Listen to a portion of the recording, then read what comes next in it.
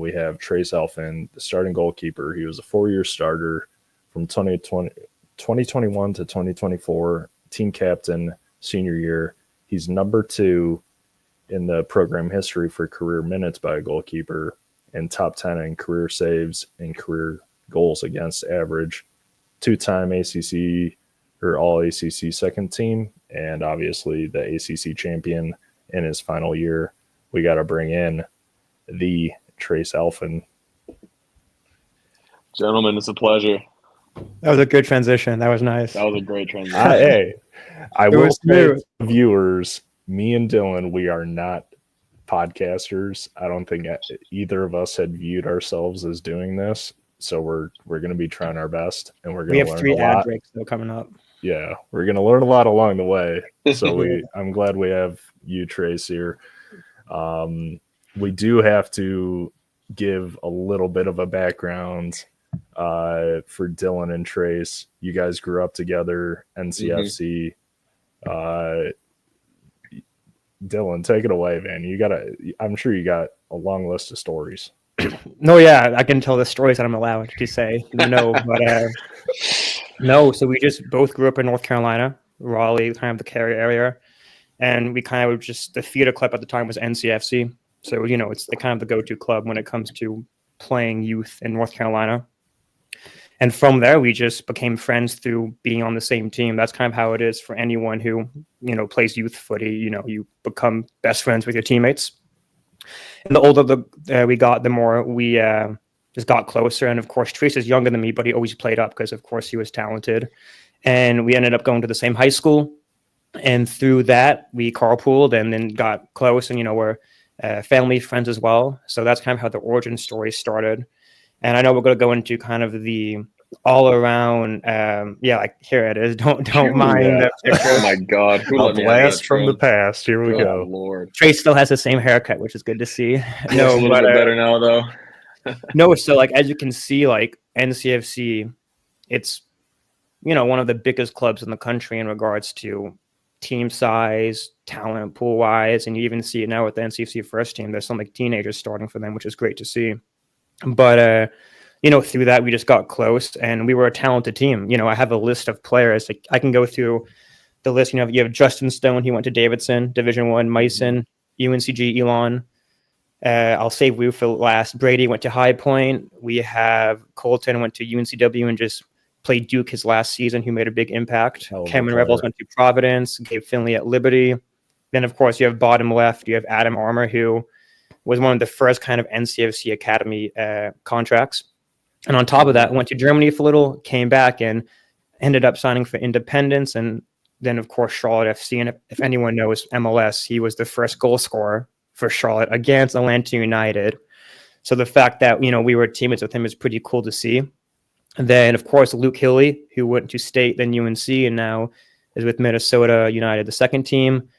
You have Owen O'Malley, right? He went to Creighton, top 10 MLS Adidas Generation pick, went to St. Louis, then Tacoma Defiance, and now he's back in Vermont carrying them to the final, which we can talk about. Yeah, well, I'll pause you right there. What a run it's been for Owen O'Malley. Like, I mean, the secret weapon for Vermont Green over the playoffs. Like, if that ball goes in, the shirt is coming off. That dude is just on fire. He needs to hit the gym, though. I can say that. But every time I turn on or I scroll through Instagram, I'm like, oh, another Owen O'Malley goal and another shirt taken off and celebrating with the crowd. And that crowd is unbelievable. I spent some time up there, and I do.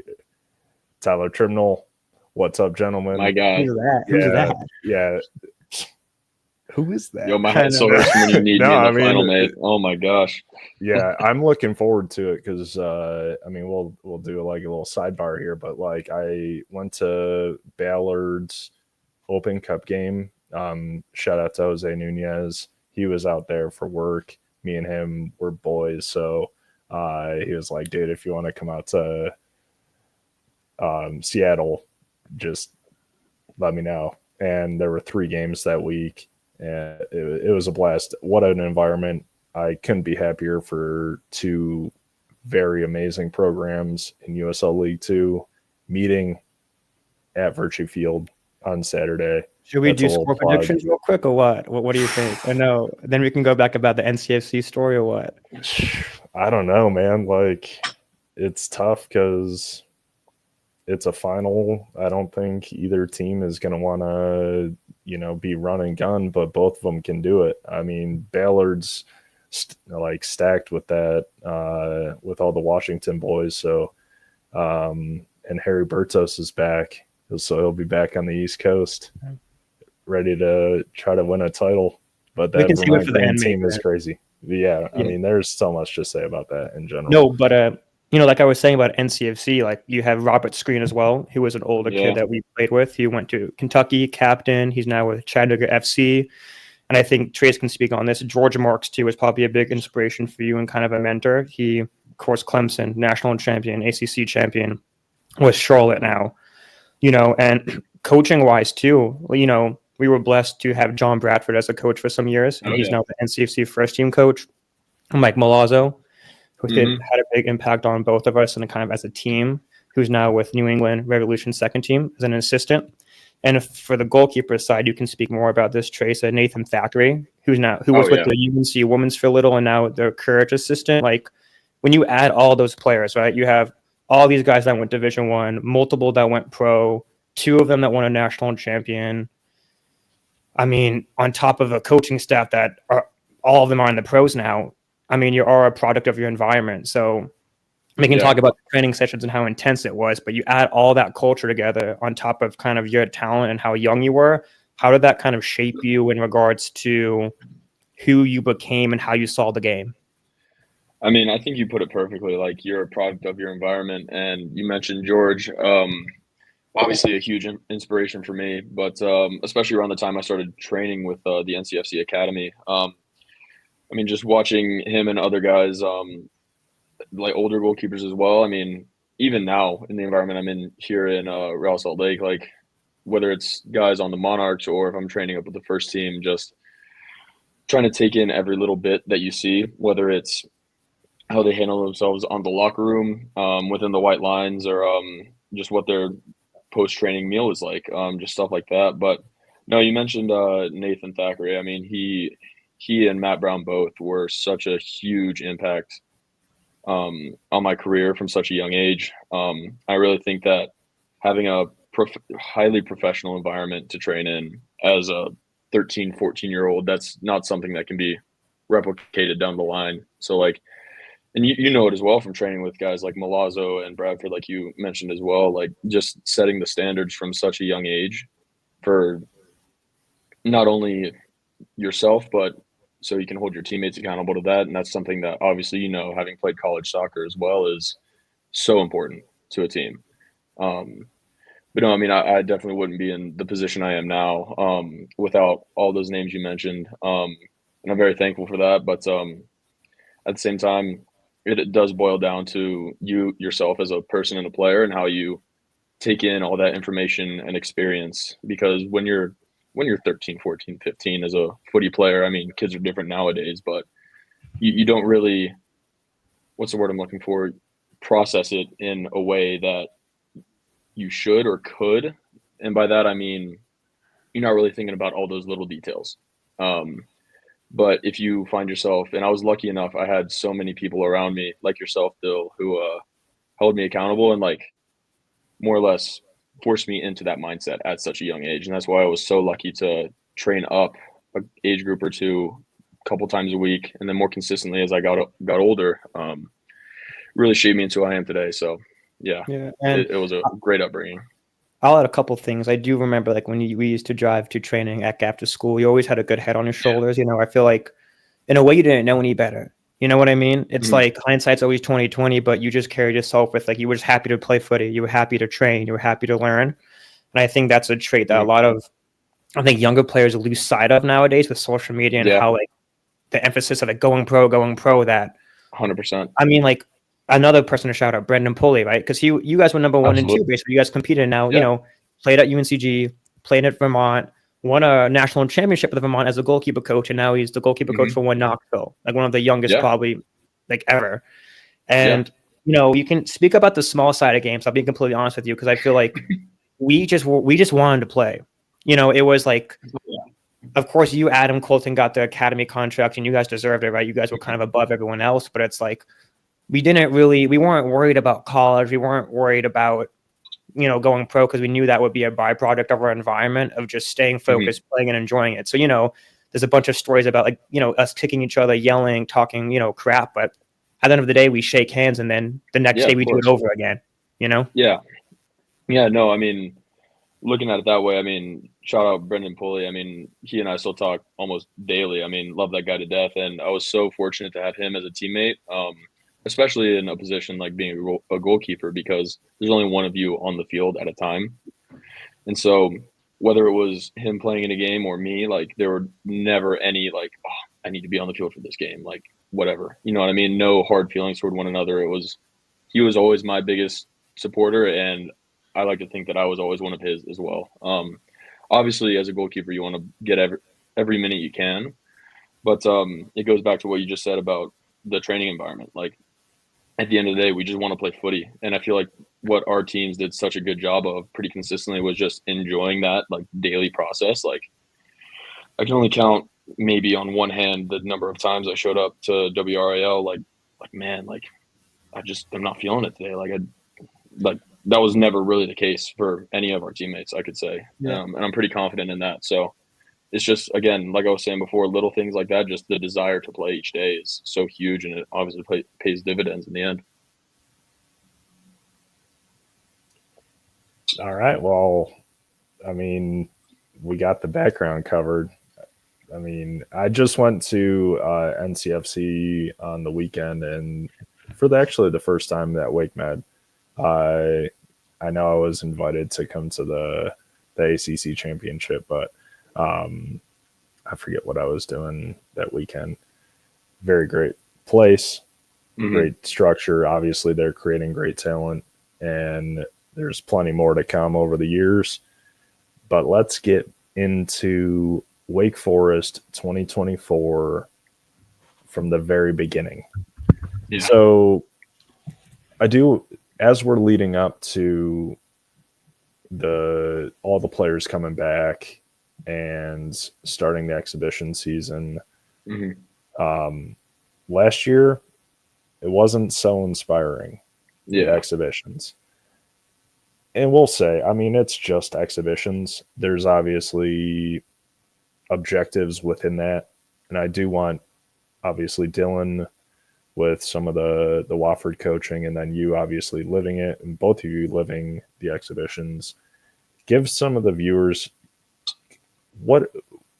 how do programs approach these next 2 weeks, where you're bringing in everybody, the training, and just, the objectives of the exhibition season. We'll start there.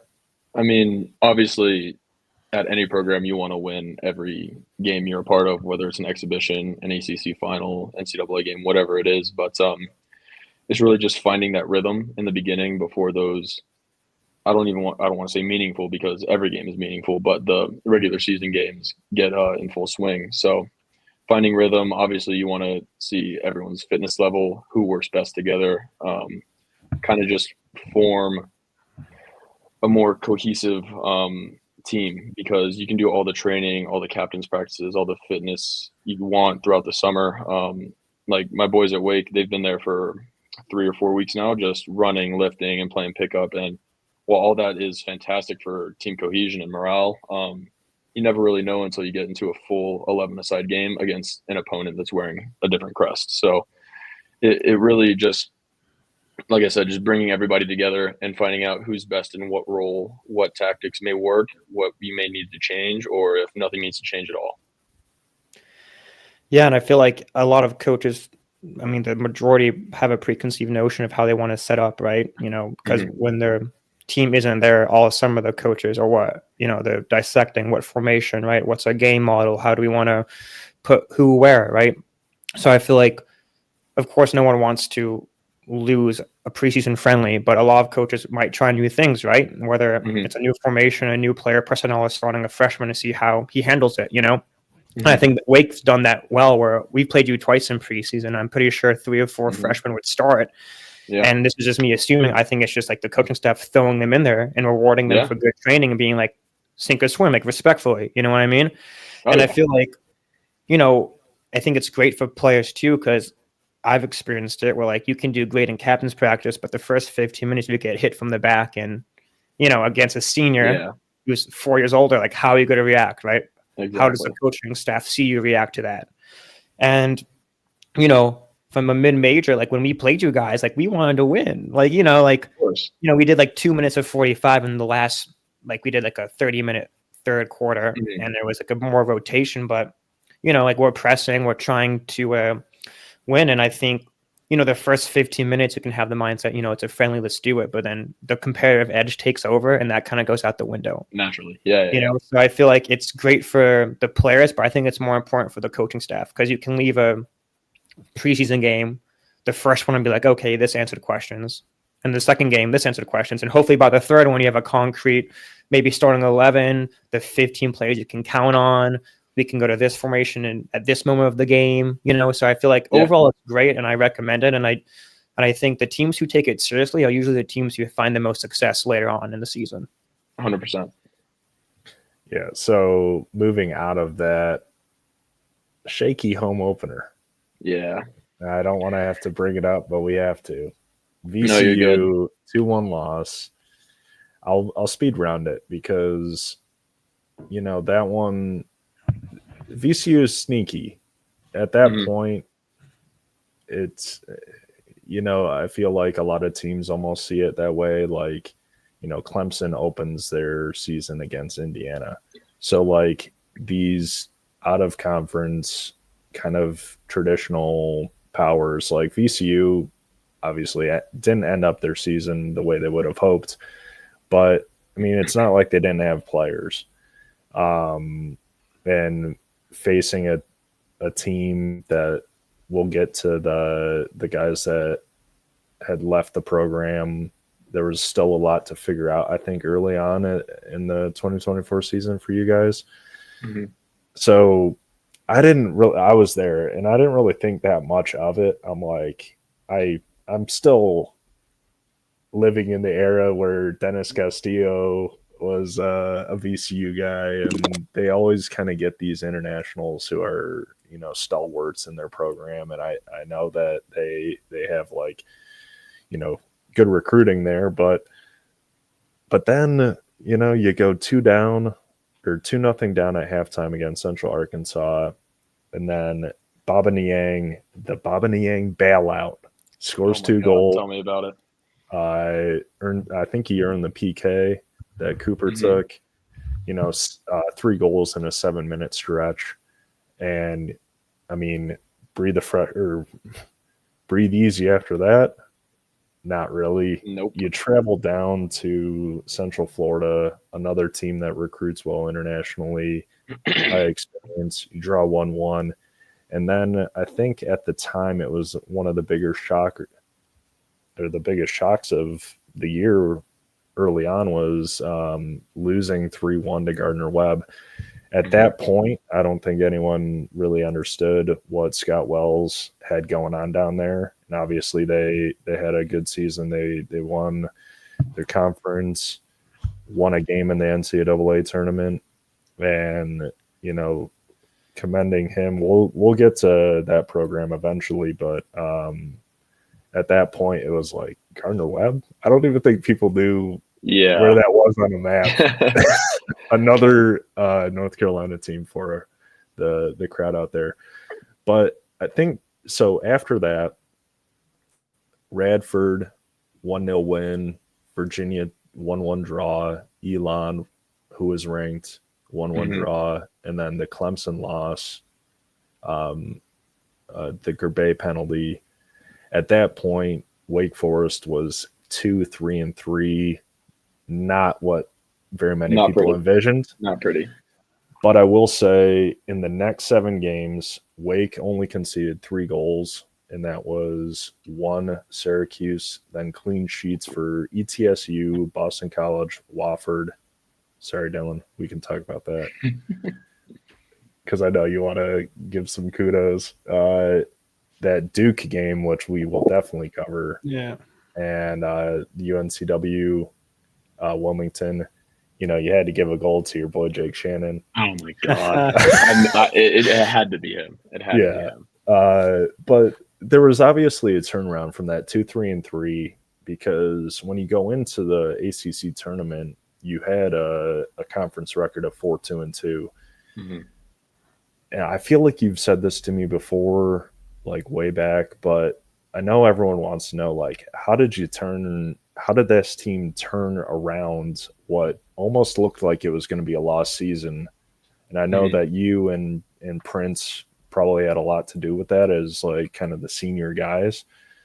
So yeah, definitely take us behind the scenes there. Yeah. So obviously, like you said, not an ideal start. And we really couldn't put our finger on what was going wrong or just not going right for us because, like you said, I had a lot of experience in front of me. I had great chemistry with a lot of the guys that would normally start the games. I mean, between myself, Cooper, Bo, and I mean, even Travis Smith after getting a lot of minutes his freshman year. We just weren't really able to find the problem that needed fixing. But we knew going into that Syracuse game, like that was going to be not only a tough test, but if we were to get a result out of that game, which we fortunately did, that we would be flying from there. Because throughout my 4 years at Wake, I mean, I've been so lucky to play with so many players of crazy talent levels, but the one consistent thing is we only need one. You know what I mean? I can't remember who said it, but I saw it, I think, a random Instagram comment. It was like, don't let Wake get hot or something like that. And we got hot at the right time. I mean, a big win away at Syracuse. It's a tough place to play. And I mean, they're a great side. But once we got 3 points there, we kind of knew that we had settled and we were going to find our rhythm again. And so it was just maintaining that mentality and just knowing that no matter where we go, like the brand and the crest that we're representing, all the players that have played before us on Spry, wearing the same colors, like it had a lot to do with thinking back to those guys and how we're representing them and how we're going to represent the program going forward. And we're not going to let the first few games of a season define us. And then from there, like you said, a bunch of the older guys, I remember we called in a players only meeting before that Syracuse game. And we kind of, I don't even want to say like laid down the law, but we were like, we need to turn this around because we hadn't really experienced adversity like that prior. I mean, I remember my sophomore year, we started off really hot, ended up going 9-0 in the first 9 games. And I don't want to say that there was almost a sense of complacency, but once we hit that adversity, we knew like something had to change. And even to this day, I couldn't tell you what it was. I just think it was everyone realizing, hey, we're Wake Forest, we win trophies. You know what I mean? So if I had to say one thing, it would definitely be that. And Trace, I have a statement. You can disagree or agree. Like, VCU is a good team, number one. Oh, 100%. And it's at Spry, so you already know they're going to come out swinging. And yeah, I do think there used to be a stigma in regards to like teams playing ACC teams away and sitting in.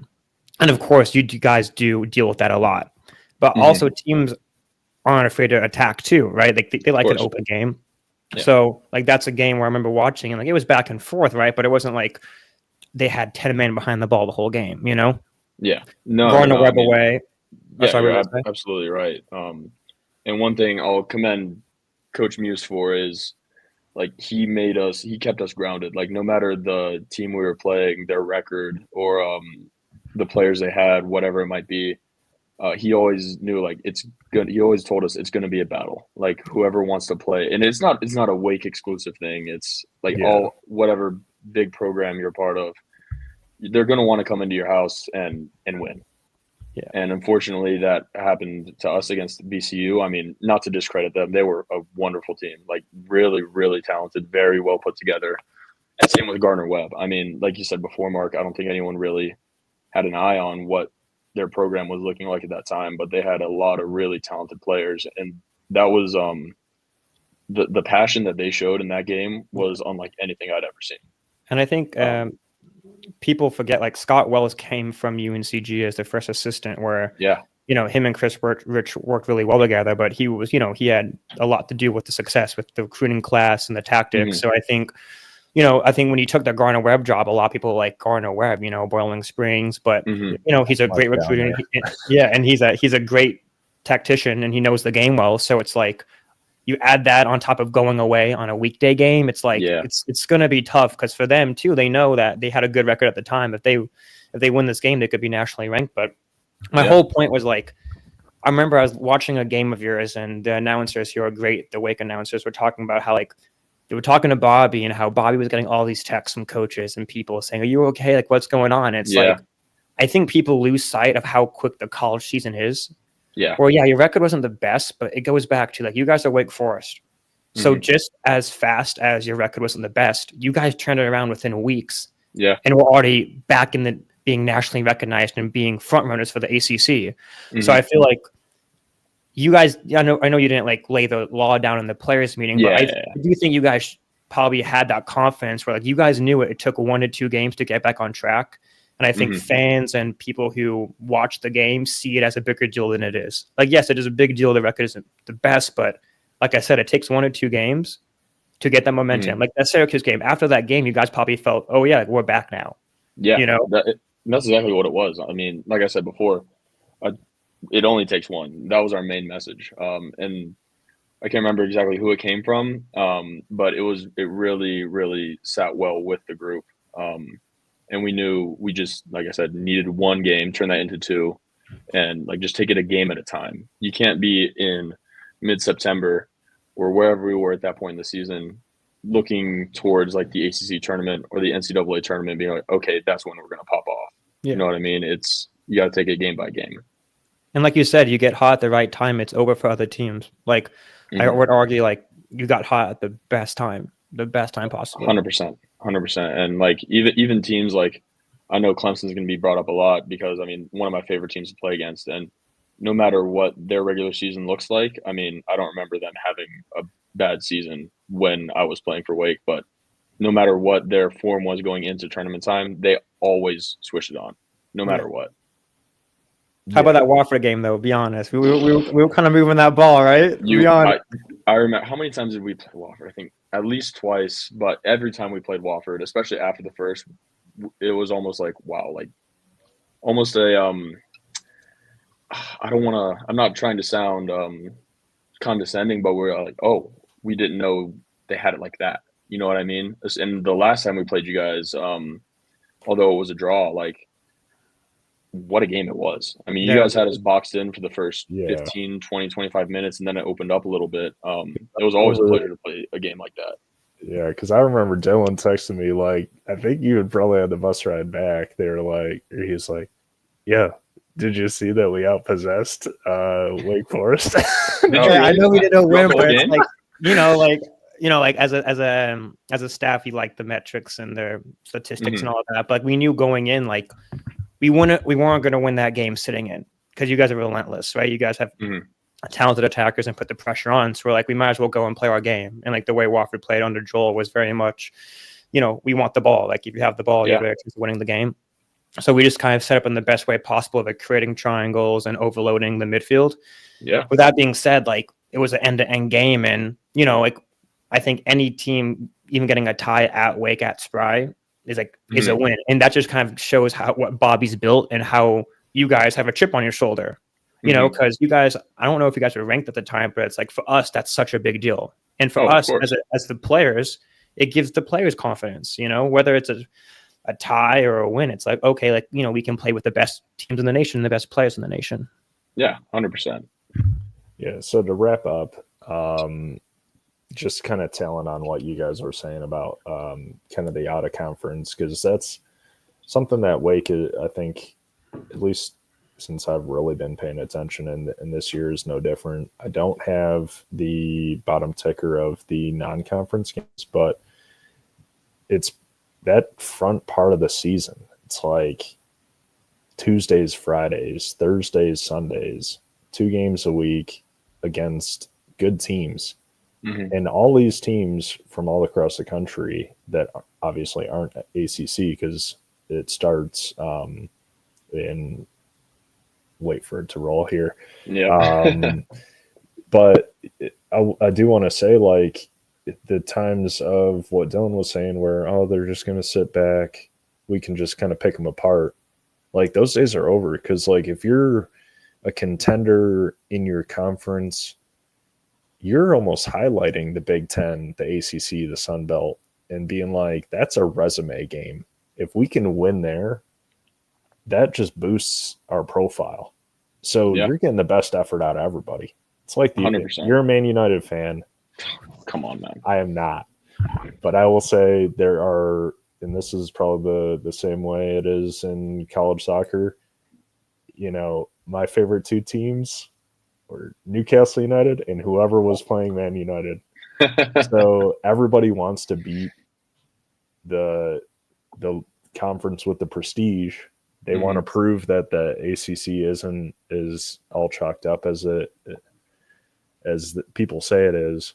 But I think that's maybe the point to pivot on is why the ACC. Oh, like everybody who's outside of the ACC, and I'm not saying that like the Big Ten. I love the Big Ten. I love the ACC or the Sun Belt, Big East. Quite a few programs out west. Like there's teams all over this country that are dynamite to watch.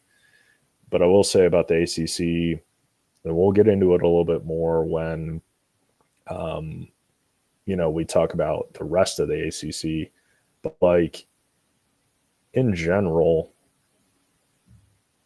9 teams of this ACC or the 2024 season made the NCAA tournament. And then even on top of that, I've heard plenty of stories that like some MLS like scouting departments, they'll almost exclusively just scout the ACC. You can kind of figure out who those teams are.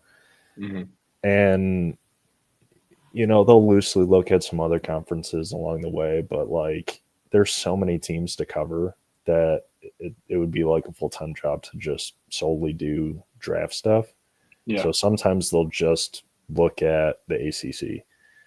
And, I hear the Big Ten is similar, but the ACC, like you cannot take a conference game off or there's no walkover teams. Any team can beat anybody on any given day.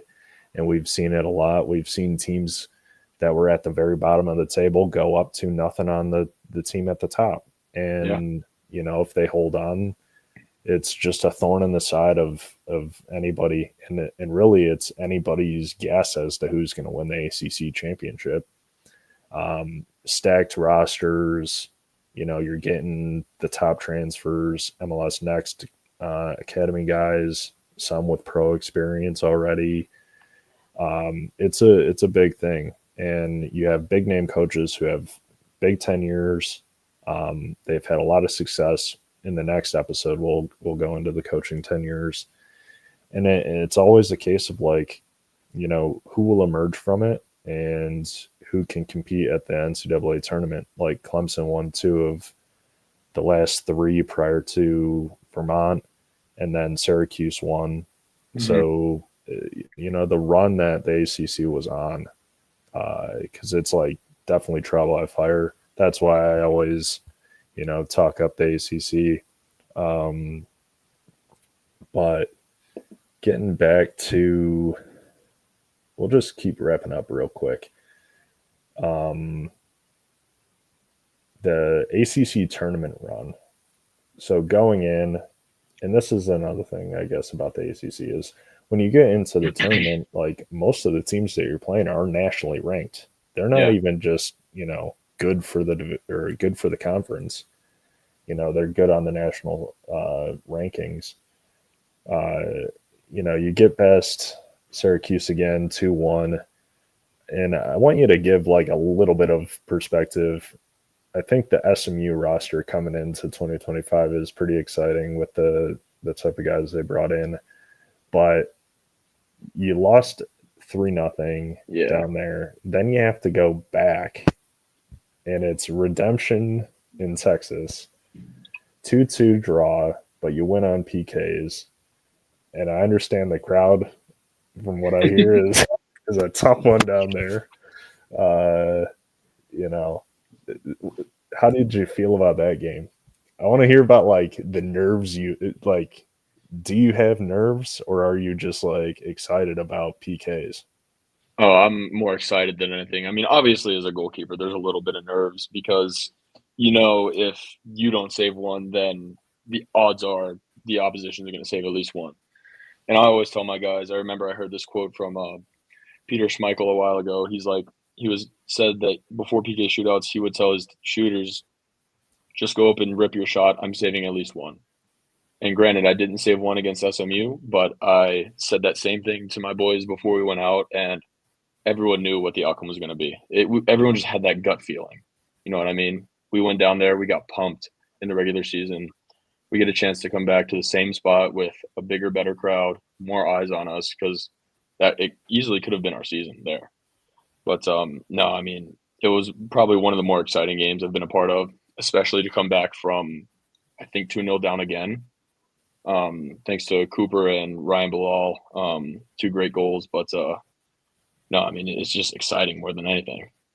Yeah, Trace, two questions. The first one, SMU kind of like you guys are a football playing team. They seem like they played mainly a 3-4-3 with kind of inverted 10, so kind of like a box midfield. And I know you guys do a natural 4-3-3, whether it's a single 6 with 2 8s or Cooper dropping in. I think that caused you guys some problems, especially kind of them overloading your midfield. Big time. Second game going into it, did you guys have a game plan, or at halftime were you like, okay, do we invert the left wing? Do we invert the right wing? How do we kind of handle that midfield? Because I do think something changed in the second half, whether it's a mindset or tactically. Can you kind of go into detail of kind of what the thinking was of how to combat SMU's technical box midfield? Yeah, I mean, especially after the first game, I got to give credit where it's due. Their wingbacks were and attacking midfielders were unbelievably technical and really shifty on the ball. And it's not something we had dealt with as consistently as we saw it against SMU. It was almost every time they came forward, they would get by a guy in one spectacular way or another. But no, I mean, putting it simply, it was just a mind shift or mindset shift. We knew that we needed to dig that one out, and no matter what we had to do, it just had to be done to get a result there. And yeah, I mean, I think a lot of it stems from the older guys wanting to get a trophy on our hands, especially guys like myself, like the whole junior and senior class. Yeah, we had won a regular season trophy the year before, but we wanted our hands on the bigger one, So yeah, I mean, we just knew we had to dig in and fight, and that's what we did. And talk to me about, of course, you guys practiced PK throughout the season, and the freshmen stepped up big. Tell me about Dylan Sullivan. What was or Mason Sullivan? Excuse me. What was the like? Did you guys back him? Like, did he make a bunch of trainings? So you guys he's going to smash it? Because usually when center backs step up, you either know they're going to smash it in the corner or it's going to go over the goal like a field goal. If I'm being honest, so. Were you guys like comfortable, confident? Because obviously the coaching staff and the players backed him because he was in the lineup. Yeah, I mean, I can't think of a single guy off the top of my head that if they stepped up for a penalty, I had low confidence in. Yeah. I mean, granted, penalties, 12 yards away, only the goalkeeper to beat, but still it takes a level of composure and technique to really get one by them confidently. And no, Mason especially, I mean, I knew where he went. He goes the same way every time. And there were even days where I was like, I'm not even going to bother because I just know it's going to beat me for pace. Yeah. I mean, I'm really proud, especially the young guys. We had such a phenomenal freshman class this year. I mean, Amani Thomas, Dylan Borso, so many other names. They just stepped up when we needed them most. Nice. Yeah, and then you steamroll Virginia 5-1, so we'll skip that. Clemson for the second time, you have to play Clemson 3 times over the course of 2024. Not something that a lot of teams would enjoy, but it sounded like earlier that was your favorite to go up against. So, obviously at that point you already had a PK shootout under your belt. And that was the game that Ryan Fessler makes that full yard run to help bail you out. Who knows if you had it or not, but like, when you have a midfielder who's willing to do that type of work rate, like that was a fun play to watch. 7-6 on PKs. We'll kind of skip maybe the game just so we can get to some of the other things like leading into 2025. But like, how did it feel being a senior? You knew it was, you're moving on after this year. You're in the final, and you finally lift the damn trophy. Yeah. There's really no words that can describe it. Like, you just have to live it. It was really, really special, especially given the start to the year that we had. We knew that we wanted to make a statement, and especially against a rival like Clemson, who's always going to give us a great game. I can't think of a Wake Clemson game that I've seen in recent memory that hasn't been a great one. To finally get over that finish line was unbelievable. Almost euphoric in a way, like a huge weight off the shoulders and chest. Also, like, you can say you really accomplished something with this team, because it is such a special team. That 2024 team will live in my heart and my mind forever. I mean, that would be the case even if we hadn't won that trophy. I mean, I've got so many memories with those guys, but that lifting that trophy was definitely tops the list. Yeah. Plus that Wake Med, like where you grew up, it's yeah. a full circle moment. You probably had friends and family, and yeah, you even had an old Woo with Georgetown NCFC jersey. Yeah, It reminds me of Woo when that national championship, when he scored a goal in a PK, where it's like something about NCFC players coming back, like they always win. Yeah, that just made it all the more special. I mean, obviously, my family and I, we knew going into Cary, like that also just gave me personally, like a feeling like we're gonna do this. You know what I mean? Like, how poetic would it be to win a trophy like that in such a special place? Yeah. All right. So now we're gonna go on to, in no particular order, some of the best goals from 2024. We're not gonna have, for all the audience out there, we're not gonna be twisting Trace's arm to reveal what's in the secret sauce at Wake Forest. We're not going to ask him what the conversations and the tactics behind the scenes are. Dylan and I, we know Wake, or we've watched a heck of a lot of Wake games. So we'll point out a few things. Cooper Flax leads us off here when I show this video. Some of the best things I think I see out of him are the fact that he's able to make advancing runs from a deeper lying area. And I feel like it's when the wingbacks are on the ball, when they make a split second eye contact, they know it's on. They know that Cooper's going to make that run. And there's some beautiful stuff happening there. And then same thing with Baba Niang and Bassett Umar. Those two kind of 8-10 hybrids that can come up through the gaps in between the center forward and either one of the wings. It's just a dangerous thing. And we'll talk a little bit more about the midfield dynamics and how the interchange works. And then eventually when we talk about the incoming players, I think the interchange coming up is even more exciting than it's been and it's shown. But so this is Amani Thomas. What a ball. Unmarked. That first touch, just pulling it down. And then Joel Cooper doesn't see this. Slides it through. That pass that may be one of my favorite goals of the season. I mean, Turbo is such a great kid. Everyone knew from the jump that he was going to be a stud. And when he made that pass, that just kind of put him on the spotlight or on the platform that I think he will be on for a long time. Especially being the game winner there for that Maryland game in the NCAA tournament. That left foot, Ty Collins said it's magical. And it is. It's looking like it. So shout out to those guys. I know me and you, we've talked about it, but the commentators for the Wake Forest games, they bring that excitement to the college game, and there's a lot of really good ones across the college soccer landscape, but it's always a blast like cutting up the Wake Forest highlights, because it's just like some of the calls they have are just so good. They're electric. Those runs from Cooper too, like I think that comes with maturity and growth too. Like I think, like it's easy for tens just to want the ball to feet, right, and turn it and at speed. But I think the next level for all these tens is making those unselfish runs in behind, because even if he doesn't get that, if the center back or outside back follows, it opens up space for the weak side 8 or even the 9 coming in. Yeah. So I think him adding that dimension to his game, like he was already an all-around midfielder, right? He can play 6, 8, 10. He's silky, right? He's like basically the glue to the Wake team. But now he adds those runs, and he probably throughout his career 4 to 6 more goals because of that. You know what I mean? Yeah, for sure.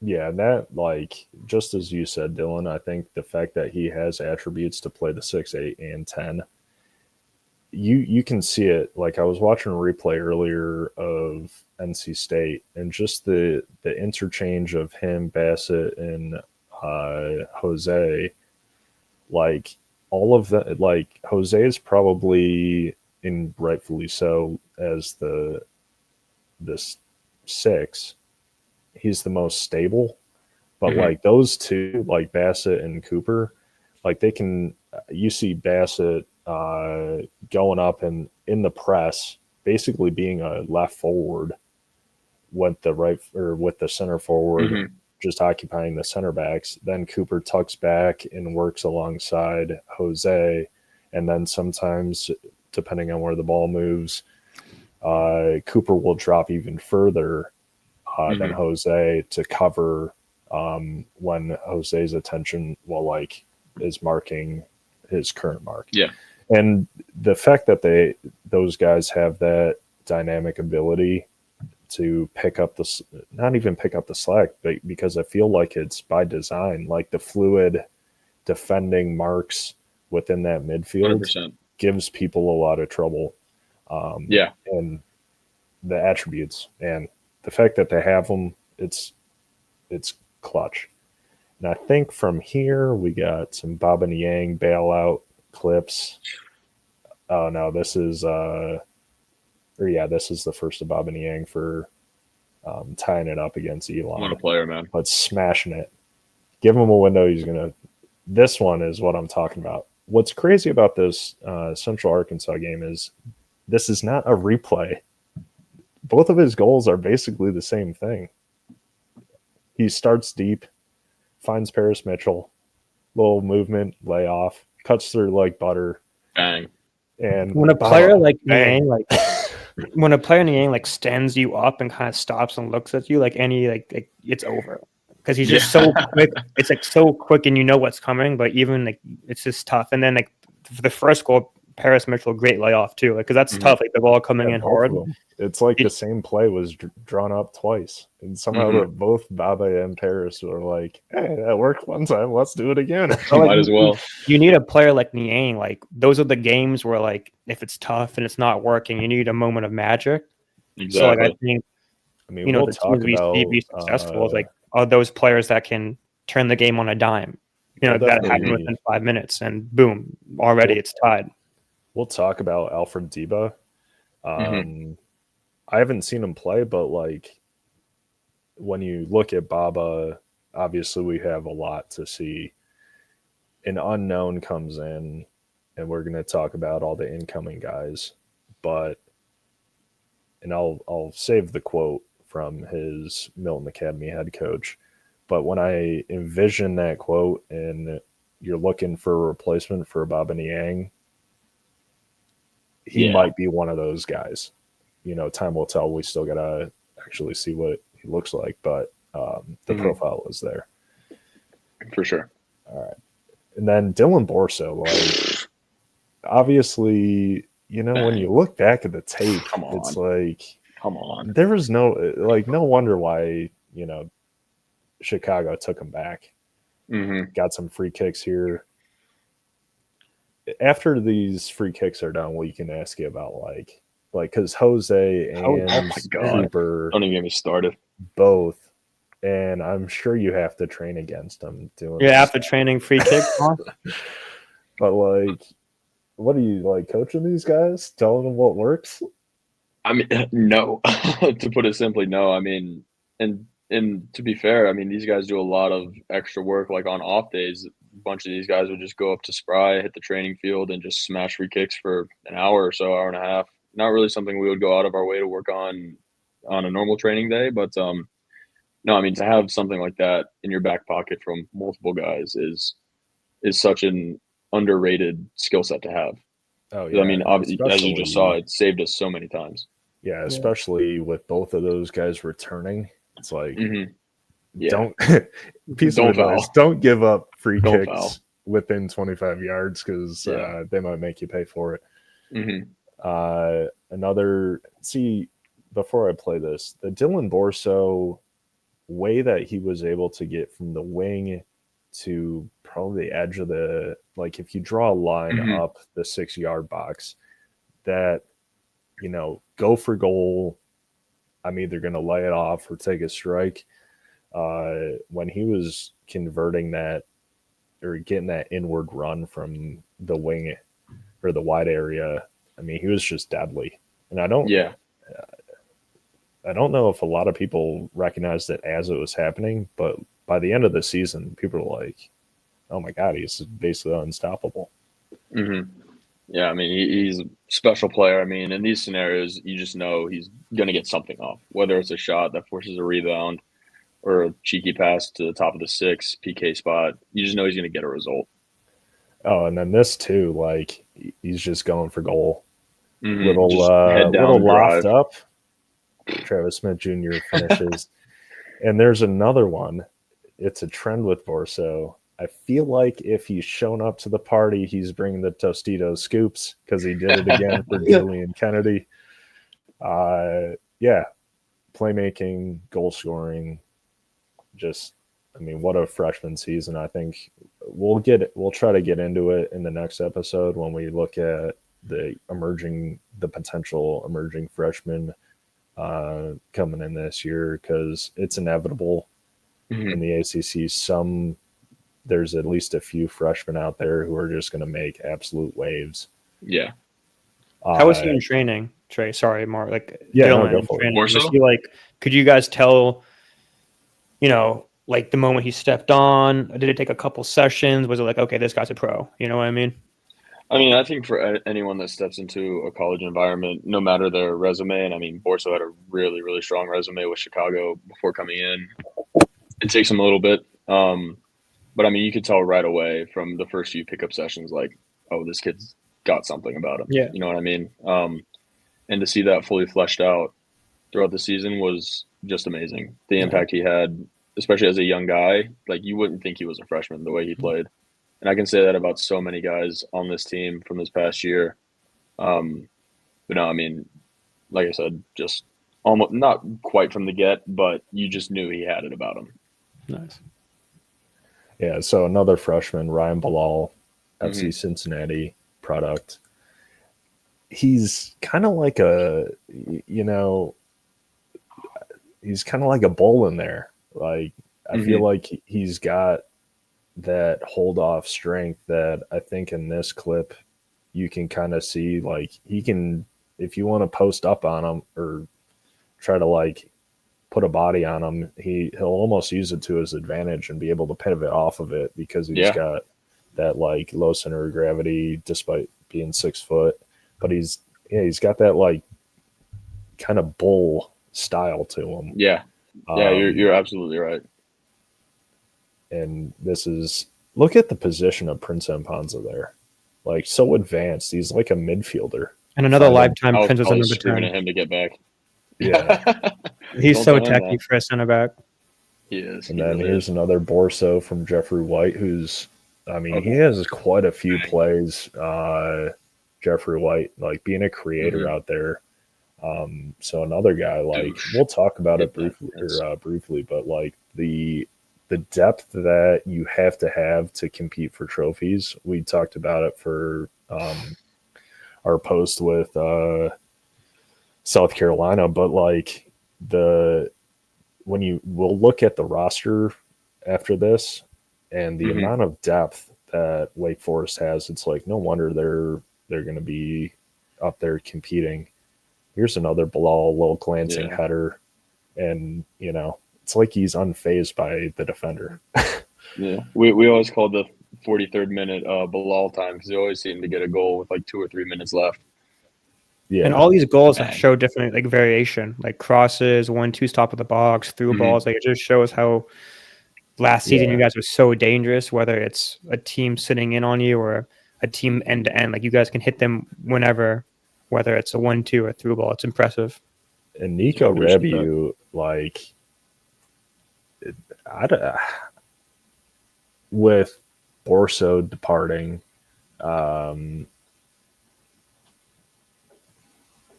just feel like, there's going to be inevitably rotation, I think, throughout the lineup because the lineup is so deep.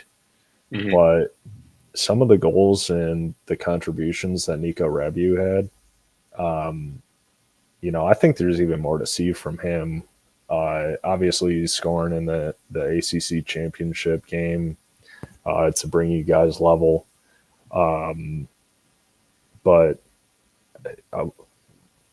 not to spoil it, but you told me that he has one of the hardest shots, if I remember correctly. Oh, yeah. No, undoubtedly. Rifle it. Oh, yeah. And I love that. Those are my favorite type of goals. Yeah, the technique this kid has when he strikes a ball. You can ask anyone on the team that's played with him. Like, when he catches a ball cleanly, it's moving. And sometimes it's not even it doesn't even have to be a well-placed shot. It can just beat the keeper for pace. Undoubtedly. I love when people put their foot through the ball. That's Mark's go-to. No technique. Let me just smack it. Just really lace hard. it. Dude, I'll have to pull up with some of my favorite goals of all time. There's a little Joel Thank you, Turbo. Little looked like a cross, but he snuck it on in the back post there. Yeah, it definitely was a cross. There's no doubt about it. But it ended up being such a good cross. As a goalkeeper, that's not a ball you can cut out or even make a play on because you've got so many bodies in front of you. You've just got to either hope it goes wide and no one touches it, or someone in front of you puts it onto you for a rebound or a second save. Yeah, definitely. I think, you saw him come in it was the NC State game. Cooper came out with a little bit of an injury, and then Torbe came in. So the minutes that he had as a freshman, it just, and that for the staff itself, being able to introduce freshmen time and again, we'll get to Danny Kruger, and Mason Sullivan playing over the spring season. So guys are getting familiar without having to be thrown too deep into the fire. But before we get into the returners and the newcomers, we have to talk about the end of an era. Yeah. Bob and Yang, Prince Ampanza, Liam O'Gara, and yours truly, Trace Alphin here, Bo Cummins, Ryan Fessler. That's such a huge outgoing group. And even the year before that are all the guys that 2023 team was so great to watch. It's Garrison Tubbs, Jose Kojima, Jelani Forbes, Gerald Mitchell, Jake Swallen, and Leo Garino, who transferred out but is now pro. That these past 2 years of pro caliber players, especially, so even Dylan Borso this year, I actually didn't put him in because I totally forgot, because he was just so young. But man, the type of talent that's come out of Wake Forest throughout the longest time, but these past 2 years, because you played with them and it was such a great group, and you get to see everybody, living their dream for the most part. And it's I don't even know. I don't want to just be as simple as how does it feel to because it's one thing of you getting to start the journey of being a pro, but it's also you're not doing it alone. You have so many other friends that get to experience it like literally alongside you with Liam O'Gara, Mhm. and then just guys throughout the league, and even now abroad with Ryan Fessler, when you get to see him probably this winter if you want a little Spanish vacation. I'm hoping so, man. I need that invite. How do you Sorry, how do you go. find the balance, Trace? Because whoever goes to Wake Forest, these big ACC schools, especially Wake, like you guys develop Mhm. pros every year, whether it's Yeah. one player in the draft of 5, or even if you don't get drafted, players will sign. Yeah. So you guys know that, a byproduct of the team success and you just staying focused and staying, kind of just day to day, right? Each practice, Mhm. each game, the likelihood of you playing pro will be higher. Yeah. So throughout the season, of course, like we can't be naive. Like it does cross your mind as you're kind of getting to that end point, right? The NCAA tournament. It's like, oh, the draft's coming out, the combine list is coming out, all this stuff. So how do you block that noise? And does it help that you have so many other teammates that were in the same boat as you, so you weren't alone? How do you kind of balance that? Yeah, I mean, it most certainly helps having guys in similar situations. And I mean, at the end of the day, it just comes down to oneself. Like from my experience, like obviously I felt like I had a good junior season, which set me up on a good platform for my final season last year. And I had pretty high expectations going into the season, but I knew none of that mattered unless I continued to play how I had been the previous 3 years.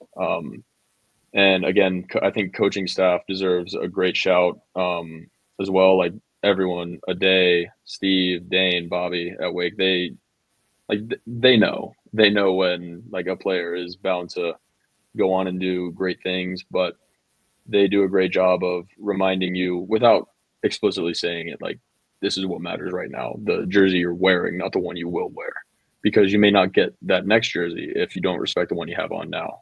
That makes sense. Yeah, that's a great answer. I mean, I've told like players that I coach at the U15 to the U19 level, because they're all like looking at like how they can upgrade to the next club or with the higher profile. It's like no one gives a crap about like how good you are until your team is winning. I was like, Exactly. if you really have those ambitions, that's fine, but you ain't even going to get there if we're not winning. Like no one's showing up to watch a exactly. 4-1 team. Like obviously, at the college level, there's plenty of teams out there who still produce pros, and rightfully so. But like, you got to have the mentality of like the higher we go, it's the rising tide lifts all ships. So Exactly. it's got to be team first, regardless of anyone's ambitions personally. I do want to sneak this in real quick. Obviously, we gotta give you some love, buddy. So I know this was like gonna be a question from some people out there, like keeping the audio in here because The Ty little Collins fist bump is after, going huh? I like it. Had to. But this Duke game, like Kenny Hot, absolutely on fire, and you crushed the dreams. But I mean, he's got goals in him. Yeah. But what was like your favorite save? Like, I know it's kind of hard because you man. had so many, but and especially some Yeah, meaningful ones. I was just gonna say, I mean, I'm very fortunate to have this be a hard decision. I mean, obviously the Duke one I think is up there, not only because I think it's a pretty high quality save, but the meaning, the how much that match meant and the timing of that save. And that SMU one I think is probably it's my personal favorite to have made. But no, I mean it's hard to put your finger on just one because there's so many different things that tie into a And the match. importance. Shout out to Prince for the knee in the head right there. I mean, like you've been making these saves like since academy, like in practice, like and like I've seen it firsthand. So I feel like the way you've grown into your body, you've kept the ability to be twitchy and jump. Like a lot of these saves, like you don't think you're gonna get it. Like at least watching, you can, but like the amount of times you stretched out last second to save it, it's impressive. Now, do you have a player from a certain team, probably ACC, that okay, watch out if he gets on his right or left foot, that it can curve it to make it a difficult life for you? Yeah, I mean, we knew going in. I mean, perfect example right there. Like against Clemson, like Wahabu, we know he's a very techie player, and he can stripe the ball. And Kalukian there's so many names I could rattle off, but Kalukian there, we know he's a proper hold up 9. And like Dill, you experienced it. The more you play against these guys, the more you know like what to expect from them. Yeah. And of course, you can go over it in a scout all you want, but a scout's not going to give you a script for a game. Especially so when you it's got to like be ready for anything. minute, and like you're Exactly. sweating, you're tired. It's like it's just kind of second nature then. Yeah, exactly. Yeah, I do like. I mean, this is a little bit of our origin story. How long is this highlight? Oh my god, dude! I had like a 9-minute highlight video this season, and I think the junior year was like a 10-minute. Yeah, you should just. We could watch his passing too. No, Mark, what were you saying? We won't. But I will say, like, man, the reflexes that you have. I've seen a lot of goalkeepers that may have like the bigger frame than you, but like, me and you, we have a picture together, and I'm 6'5", and I'm like, everyone who's saying that, like, oh, Trace is short. It's like not about that picture. I'm like, this picture is living proof that it's like, what are you talking about? He's like sneaky tall. Small. Sneaky tall. Yeah, I don't know if it's because you have that like David De Gea like kind of lankiness. But yeah, I was always saying like, man, the reflex abilities, him being up and then down. I've seen plenty of goalkeepers that have that like physique that will leave you in awe. That it's like, why is he still standing? He didn't even want to try to dive. And like, I'm like, man, you could put the hardest shot on the ground, and Tracy's going to get down there to go get it.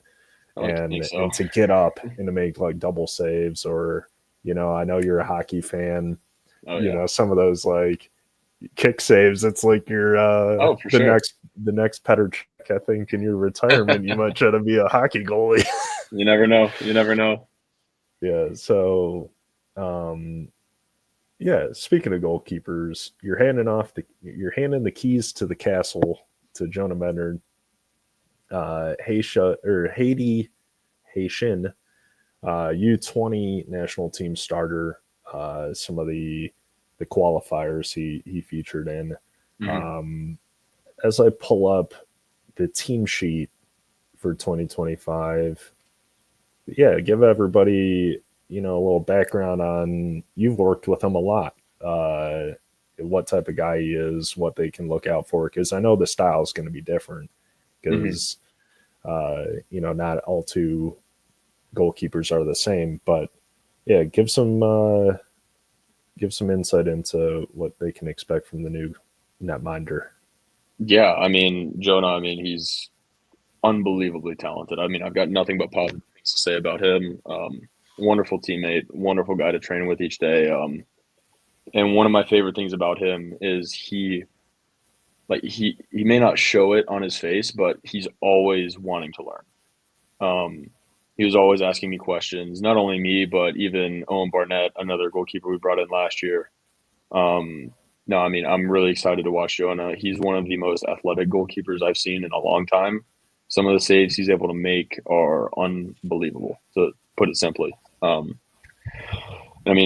what I've seen, he's gotten much, much better with his feet. Not to say that they were poor to begin with, because to play at Wake Forest as a goalkeeper, you have to have a certain level of in-possession capabilities. But, I've seen him just explode into this, like, he's obviously more mature as time has passed, but it's really translated into his game well. And I'm so, so excited to see him finally get an opportunity to show what he can showcase for everyone on a huge stage. Yeah.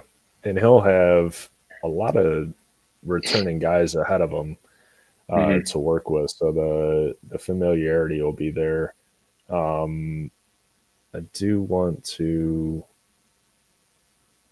we'll start here. Obviously, Harvey Sirajan, so this is kind of my projections. Obviously, there's going to be a lot of rotation because there's just so much starting quality throughout the lineup. So, I have guys in there for my certain reasons, but game to game, throughout the game, that front three especially will be on rotation, and there's just so many good names.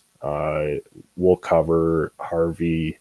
We'll kind of give like a little teaser video on what fans can look forward to. Same thing with Ethan Suvuchan, and a little bit of Chandler Young from his summer endeavors with Staten Island, because he's a fun watch. But Tate Lorenz, I didn't put together a video of him, but there's a thing I want to say is, because I'm a huge fan of the USL League 2, what he has done over the summers with Salem City. I remember last year, like, even little kids notice how good he is. And we didn't get to see too much of it at North Carolina, because it's like you're either going to make the starting lineup as a freshman, or you're not going to see the field until you're a junior. And there's almost like, I don't know, it's like an interesting thing. But yeah, I mean, despite not playing it that much at North Carolina, I think toward the end of the season he was starting to get more minutes. But I remember this kid saying, it was when they came down to Charlotte Independence, "Oh, Tate's going in. Every time he gets subbed in, something good happens." And he ends up scoring, I think, 2 goals, with both, one from the left with the right foot, one from the left with the right foot. And I mean, that super sub style, that impact that he can bring. And I think the Wake Forest system really suits him well, because he'll have space out there. He's not going to be like tucked in to be, because I have on here 4-3-3 wide, because I want to make the distinction between the 4-3-3 narrow. Wide is, wingers are traditional wingers. Narrow, it's almost like you have left, center, right forwards who are more within the 18-yard box. Their main focus is scoring goals.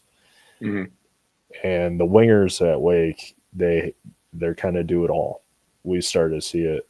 Well, there's a lot of examples last year of like those wingers that came inside on the dribble and were able to score goals. And I think that's what you get here again with pretty much everybody, because Walent is back. And it's another winger on here. You have Jeffrey White too. Like Jeffrey White for sure. The depth is crazy. It's like crazy. And then you add Harvey. Harvey was Sunbelt Freshman of the Year and first team for the Sunbelt, which is arguably the second toughest conference. And I remember we played against him the first game of the season, and he picked the ball up like in his half, dropped his shoulder down the line like 50 yards and won a corner kick. And then I kept watching the game. Yeah, you'll see it here. Like, he's just so dynamic, and he's the mold of a Wake Forest winger. When you think of a Wake Forest winger, you think of someone that can go to the end line, can cut in, can combine with their outside back, and just make stuff happen. And I wasn't surprised that he went to Wake, because he could have gone anywhere, but for him to go to the next level and just for Wake, what Wake needed is someone like him. But then you add Chandler Young, who's a young talent, same thing, right? Can run the end line, combine, technically sound. Then you add the depth of Jeffrey White, Walent's coming back. Then you have Tate. It's like you guys can field 2 front threes that could be nationally recognized. You know what I mean? So it's and that's what comes down to it during the tournament time, where if Harvey's tired, then guess what? You sub someone Tate on, or vice versa. Like, but all those players fit the mold, and I think that's a credit to the coaching staff. Like, they're not just picking someone because it's a big name in the portal. Like, you're picking someone because it fits the mold. And like, I can already see like Harvey holding the touchline, then Escribano kind of shifting in a little bit, right, to give him the space to go.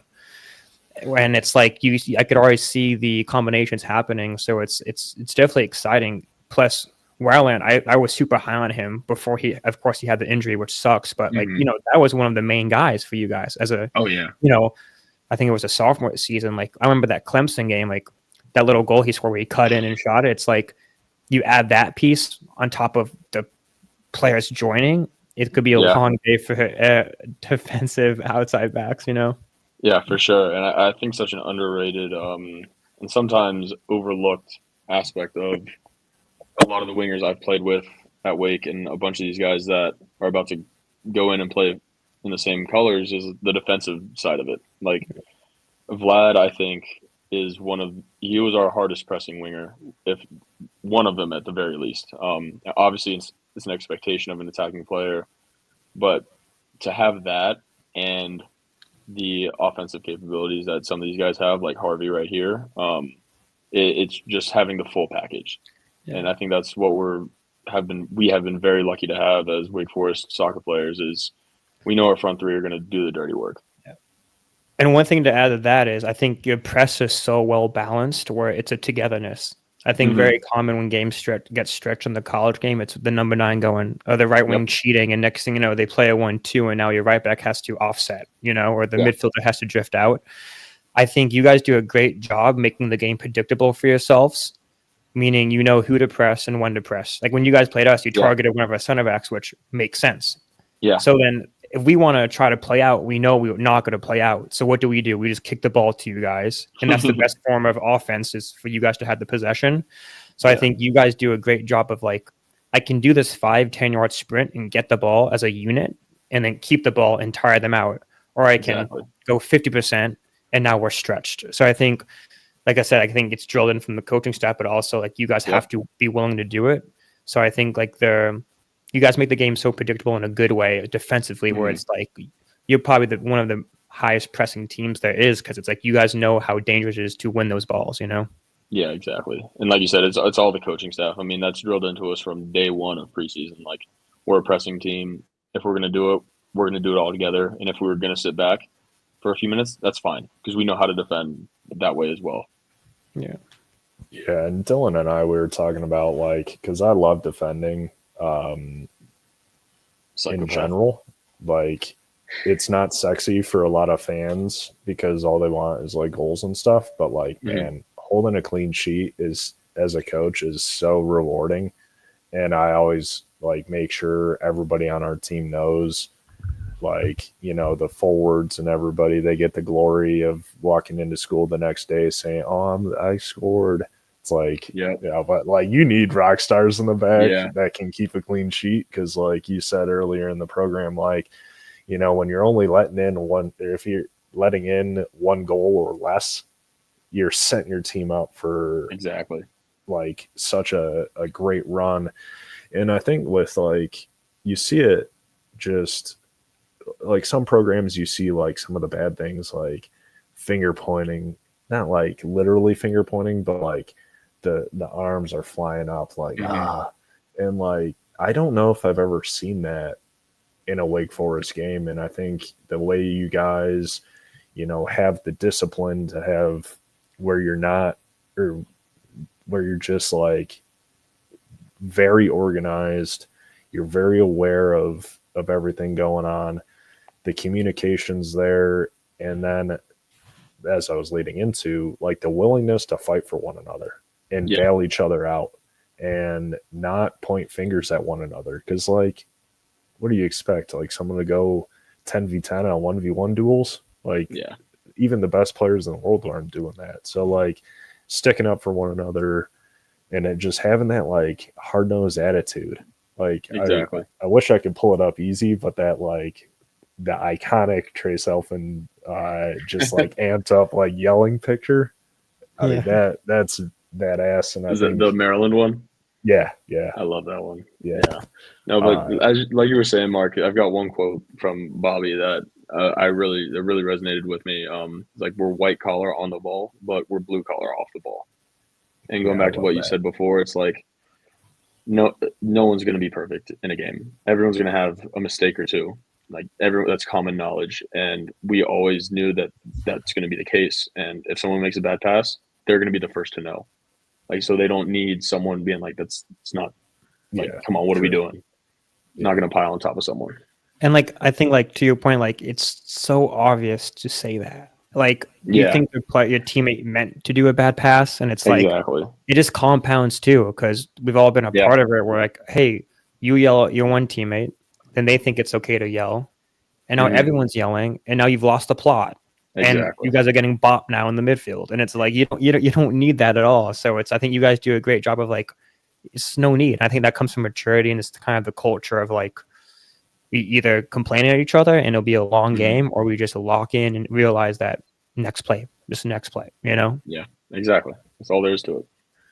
Yeah, and Dylan and I, last little point on that note is Dylan, we were talking about possession as a defending tactic. You know, it's funny because like Dylan was like, yeah, I mean, that's cliche. And I was like, it is, but it's wild that like a lot of people don't really view it that way, even though it is like kind of a duh moment. And, you know, obviously Wake Forest is really strong on the ball, but like, is that something that is actually like conscious of the team? Is like, hey, if we possess the ball, it's pretty hard to score on us. Like, Yeah. Yeah, exactly. I mean, I remember there's been so many games where we're up by 1 goal and there's 15, 12, 10 minutes left. We don't need another goal. Like, it would be great if we could have one to seal the game off, but why not just kill them? You know, like, make them run, get them tired. Don't even let them get a sniff, because they can't score if they don't have the ball, no matter who it is. Yeah. So, yeah. Real quick, you guys were beating us like 6-1 my last year. I think it was 1-1 at halftime that we got a red card. Oh, yeah. This game over, but I remember like it was like probably like 5-1. It was like 20 minutes left, and like you guys were just like toying with us doing triangles, and like I looked at my cap and I'm like, you might as well get some fitness in, and we just started sprinting. I didn't beg Jose Kojima though, so I'll take that. You met Jose? No, I haven't on the highlights. No, but I believe it. But all jokes aside, like it's degrading. Yeah, shout out him. Kojima. Like it's my boy. It's like, it sucks when you're getting completely outpossessed and you know you're chasing a goal, right? So it's like, you know, very rarely a team's gonna like dig deep. It's like, you know, we're playing Wake, we're away, or even we're home, and it's like 2-0 and they're just playing triangles on us because you guys are technical enough to do that. So I think like it's an ego thing too. Like you know how it is. Like you guys like it. Like you guys like when the other team gets upset because it's like, yeah, kick us. Like we'll keep on playing. You know what I mean? Exactly. And I feel like Jake Swallen and Cooper were doing like 5 one-touch passes, and I'm just like, you know, like, I'm like, fair play. You know what I mean? It's like, you know, like, but someone else would go through them, of course. But it's like you guys do a great job of like, you know, maintaining the discipline even if you're up. It's like, because a lot of times someone would rather score a breakaway than go in the corner and possibly miss and then get scored on. So I think that's well drilled into you guys. No, thank you. Yeah. So with that little, I mean, we've been talking about Cooper a lot, but like, I think within, he's gonna love this episode. Yeah, exactly. Within kind of breaking down how, you know, Wake Forest are like, you guys move the ball. It was just like some of the variation that Cooper Flex has. It's like some of these deep lying kind of 6-esque, like that ball was crazy. Yeah. And then like some of the combinations further forward, like he's out on the wing. And that's where I think him and Harvey would have the great interchange, because you saw when we showed Harvey how he loves just like moving inside into the half spaces.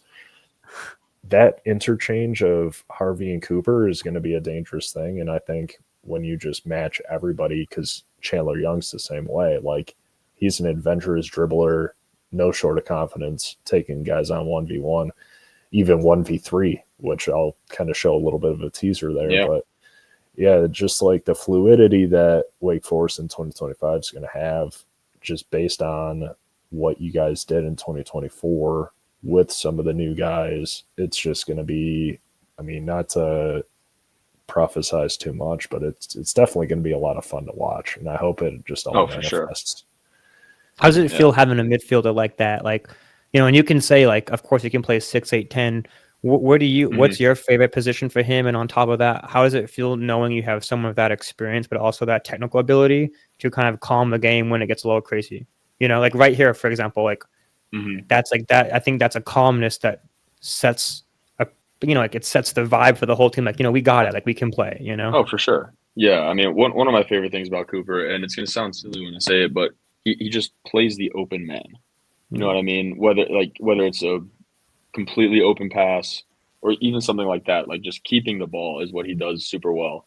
Like, yeah, it's a little flashy sometimes, but No, I mean, like you were saying, having someone with the attributes that he does it's very comforting, especially as a goalkeeper when I'm not able to impact the play higher up the field. Knowing that there is someone, I mean, granted, we've got so many guys that do what he does, just complement the style of play we strive to have as Wake Forest. Like, you just know it's rare that you're going to get a poor game from him. And I think his best attribute is just consistency going off of that. Yeah. So yeah, I mean, it's a very relieving feeling, more or less. Yeah, and with some of the like long range passes that he had to where he's like really pushing the pace, because I think stereotypically people look at Wake Forest and they're like, oh yeah, possessors, good little like combination plays, but like adding an Ethan Subachan to some of those, like, because there's definitely pace on the wings across the whole front line, but getting that ball on transition, because like you need, and I've said this to some of my teams too, it's like you have to have everything in your toolbox. Like, I don't like to play kickball, but there's gonna be some games where we need a goal like now. We need to be able to know how to play direct. And we need the guys that can do it. On top of everything that's just like very, that is Wake Forest, like the combinations, all that like cool movement and combinations. But I will bring up Ethan Subachan's 3 goals for Louisville. So 3 goals, 3 assists. Hope I'm not in here. Over this past season. A tough shot to save for a goal, huh? That's the best place to put it from that angle. That's what I would tell all my forwards. Like, if you're at a tight angle, just smash it high near post. Yeah, that was a rocket, and it's those channels that'll exist for him at Wake Forest. So, I mean, that's a nice goal for him to have, and he only had 670 something minutes, and this is kind of that breakaway speed against Clemson. Held side volley from Trace off corner. A little behind. I wasn't able to hit too many of those, man. Yeah, so I don't know. Like, I don't really know behind the scenes at Louisville, but like it was kind of the Gage Guerra show. He did have a lot of starts, but like the total minutes for Subachan wasn't really what you'd expect from a starter. So, I don't know personally, but I think stylistically he'll fit right in, and having that rotation of him, Ryan Bilal, and Paris Mitchell. Oh yeah, because all three of them have just different attributes, but they still are productive. Like we saw Ryan's goals, and there were probably 1 or 2 that weren't even in that video, but like it's such a nice thing having this Swiss Army knife attack where all your opponents are going to be different. They're going to have different weaknesses and ways to expose them. So having just like the tool that meets the need, it's a great thing to have. To wrap it back around, that's why the preseason games are so important. Like you're able, you have 3 number 9s, different play styles, but kind of still fit the same game model of Wake Forest, right? Ultimately, score goals, for the 9. Yeah. But I mean, those 2 or 3 games are going to answer a lot of questions Bobby might have for who works well, right, as the 9, as the 8s, as the wingers. And through that, now they have a understanding of, okay, this game we can count on this player, this game we can count on that player. Like this game calls for a hold-up 9, this game calls for a runner, Yeah, and not only that, but like in-game adjustments as well. Yeah. Like he goes back to Bilal, like he would come on most often in the last like 15, 20 minutes of a half, and we knew exactly what to expect from him. He'd be in the box just prowling. So we knew, and like as you get towards the end of the half or the end of the game, you're just going to start piling more balls into the box. Yeah. So you want someone who's able to deal with those well, and he fits that role very, very well. And that's not to say that he doesn't have the ability to become a starter. That's not what I'm saying at all. It's just like but you have the luxury of deciding what you want to do with exactly. him. Yeah, that's exactly what I'm trying to get at. Yeah. Good problems to have. Definitely, like we said. I mean, any one of these guys is a starter on any program for the most part. So it's like, especially because it is interesting when I went through all the ACC teams and like the amount of games. I think Wake Forest probably has the most games before the ACC tournament. So you just have to have a lot of guys. Yeah. It's not like, there isn't this divide, I feel, where, oh, you're a starter and I'm not. It's like, no, everyone's a starting caliber player. It's just, making sure the minutes are mindful along the way, because the whole thing is about winning the trophies. Yeah. So, having so many players that can step in, especially, I mean, I've been on, like, it was mainly the spring season games last summer, because it was you versus North Carolina, and that's when I saw Tate Johnson for the first time, and I'm like, who the heck is that guy? Yeah. Like, what a player. But seeing seeing how you guys are on the bench, like, everyone's engaged and watching. Oh yeah. And it's crazy at the youth levels. Like, these guys are just sitting on the bench. It's like, you're gonna go in the game eventually. Like, why are you not paying attention? Just trying to, like, where you're gonna go. You should be looking at your opponent and seeing, how can I expose this dude? And I think that obviously the professionalism that the Wake Forest guys have, and the way that you guys are engaged in, it's like the brotherhood. And we'll talk briefly about the community that the Wake Forest program has. But yeah, that brotherhood that you might not be on the field right now, but you're just as engaged, and you're an energetic influence on the guys that are out there. And it's a full team effort. So with that, Wake Forest, Winston-Salem, soccer community, the women had an amazing run. You guys had an amazing run. Spry's packed. The parents are tailgating before every game. It's a blast. And everyone's just so welcoming, and, the food's great. The vibes are great. For a lot of these, like, incoming players here at the bottom, what should they expect coming into this family? Because I've met your parents and your brother, and it's such a great, and like all your extended family, and like everybody's just so cool and down to earth and just fun to talk to. They love their soccer, and yeah, what should these guys expect, like, coming into a program that actually is a real soccer program? Yeah, I mean, like, while there's those high expectations, and you're gonna get chewed out, like, here and there, of course, from your coaches, they're going to show you that same amount of love as well. Like, because everyone involved with Wake Forest men's soccer wants nothing but the best for each and everyone involved.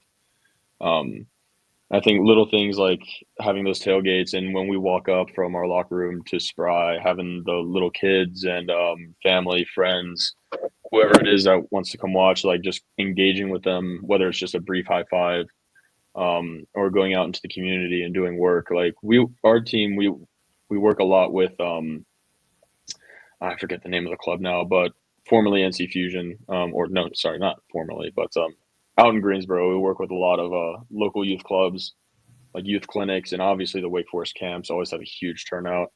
Just because Winston-Salem itself, I love that city. Obviously, growing up in North Carolina, played a lot of games out there as a youth, and you can just tell by, especially by the time you're ready to leave, like, it really hit me when I left Winston for the last time. Like, it's a really special place, and to play a role in something as big as Wake Forest athletics are as a whole, so Winston-Salem is nothing short of special. So, I mean, these guys, while there's high expectations, they're going to have all the support they need, not only from those within the staff or the Demon Deacon athletic department, but the whole city itself. Like you'll walk around with a Wake Forest men's soccer shirt, and everyone's glancing at you. They're like, oh, like they're a big time player and an even better person. Yeah, and you guys do like I swear I see it all the time. Like you guys are doing all these great charitable events. Mm-hmm. You know, you got Fan Fest, and it's funny. Like everybody makes people probably have made jokes to you, but it's honestly a super cool thing. Like these kids, after the games, like how many autographs are you having to sign? It's like it's so cool that like the next generation like looks up to you guys, and rightfully so, because everyone I've talked to on the Wake team, it's some of the great young men of this next generation. Like I gotta put this in here because this is how I feel a lot about the college soccer players in general. Is, you know, I think the generation kind of warfare out there where like millennials are making fun of Gen Zers and Gen Xers and boomers are making fun of everybody. It's like I'm like TikToks or what you see on I always tell everybody what you see on TikTok is not how these Gen Xers or Gen Z. I don't even know what the Gen Mark's too old to be you talking guys about are right now. Yeah, I'm the old man talking. No, you're right though. You're right. But You're I'm right. like, yeah, if you want like hope for the next generations, talk to the soccer guys, because like, man, for sure, the morals, the values, the work ethic, just how down to earth a lot of them are. It's like such a great group, and that's why I'm so glad to like kind of cover this area, because I'm a huge believer. The community itself. I'm glad you got out of it what I mean. I'm only on the outside looking in, and I think that I've seen a lot of great things. So I'm glad everybody takes care of you guys. And I will say, so Dylan and I were talking about this before, because he also said, I heard that too, but for recruiting, I'm sure, fill in this for the viewers. Bobby only recruits real soccer guys, like guys that actually watch games in their free time. They talk about it. They love it. They live and breathe it. It's not like, oh, walk off the soccer field and go watch college football. Exactly. Yeah, no, I mean, speaking like obviously having lived it, everyone in that squad is addicted to footy. Like it's almost like a drug for us. Like I'll never forget we had an evening training session, or excuse me, a morning training session, like 8 a.m.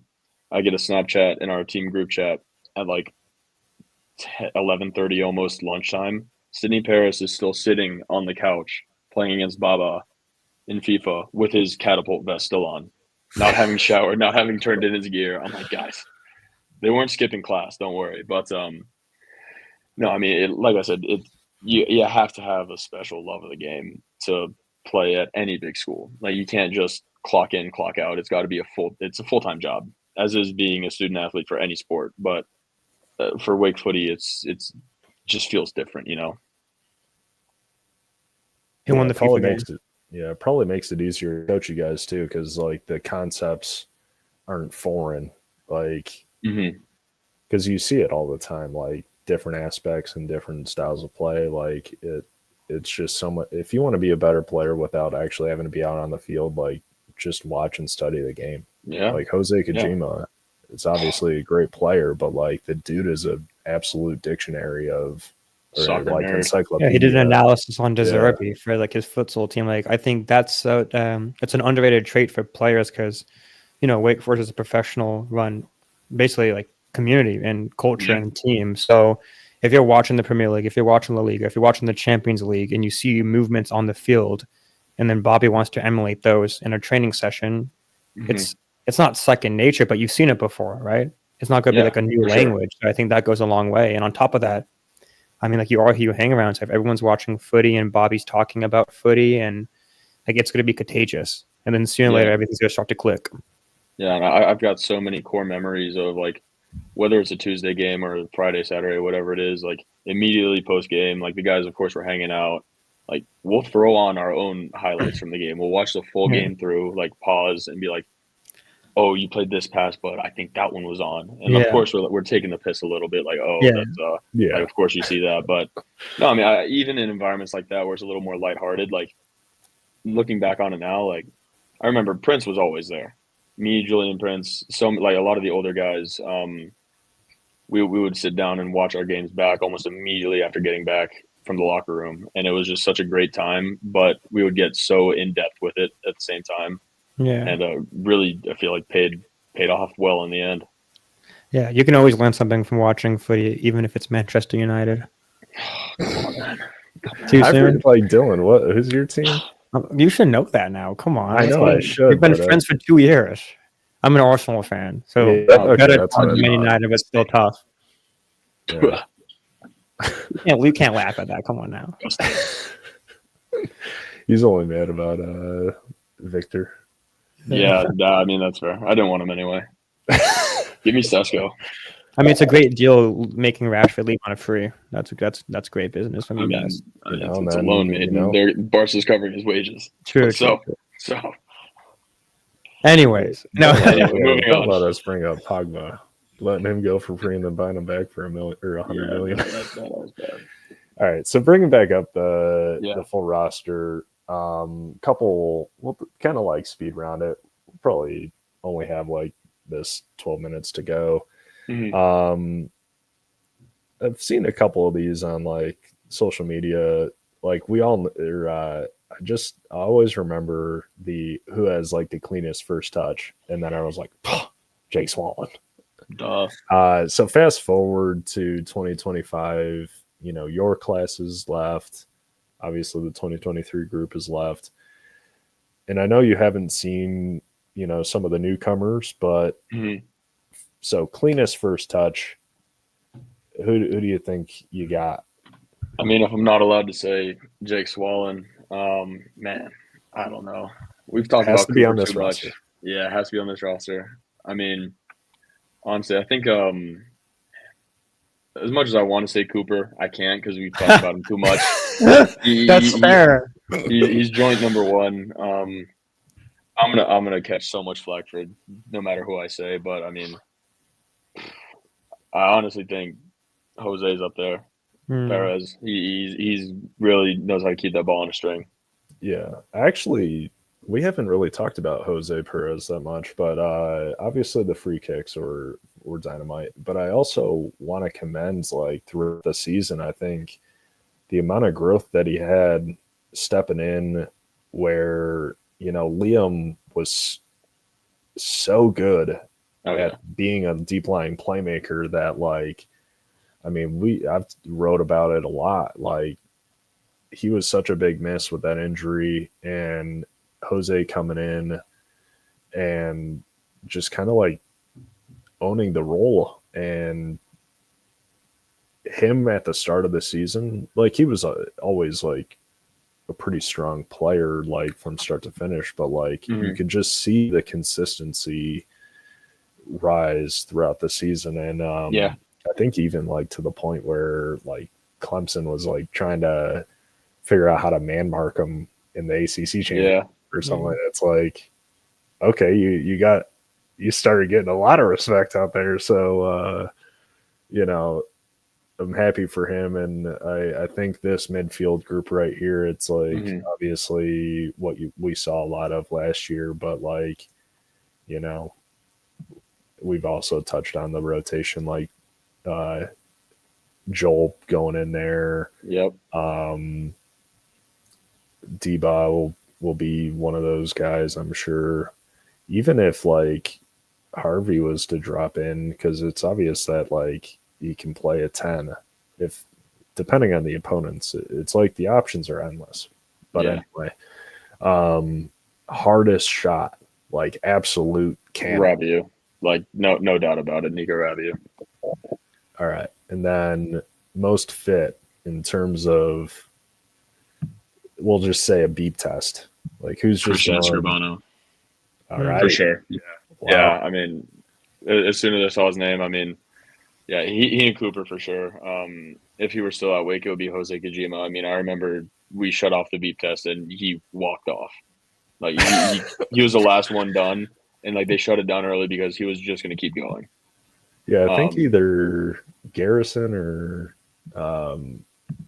Hakeem Karamoko at DC United. That's why I'm wearing this to represent the boys. But I forget, somebody was like, yeah, Jose Kojima's crazy. He's like waking up at 5 a.m. to do like a run. It's like, I don't know if I want to do that. Yeah, absolute workhorse. But all right, so fitness, general, but let's say speed, box to box. Obviously, we referenced that Ryan Fessler move, or that like full field sprint.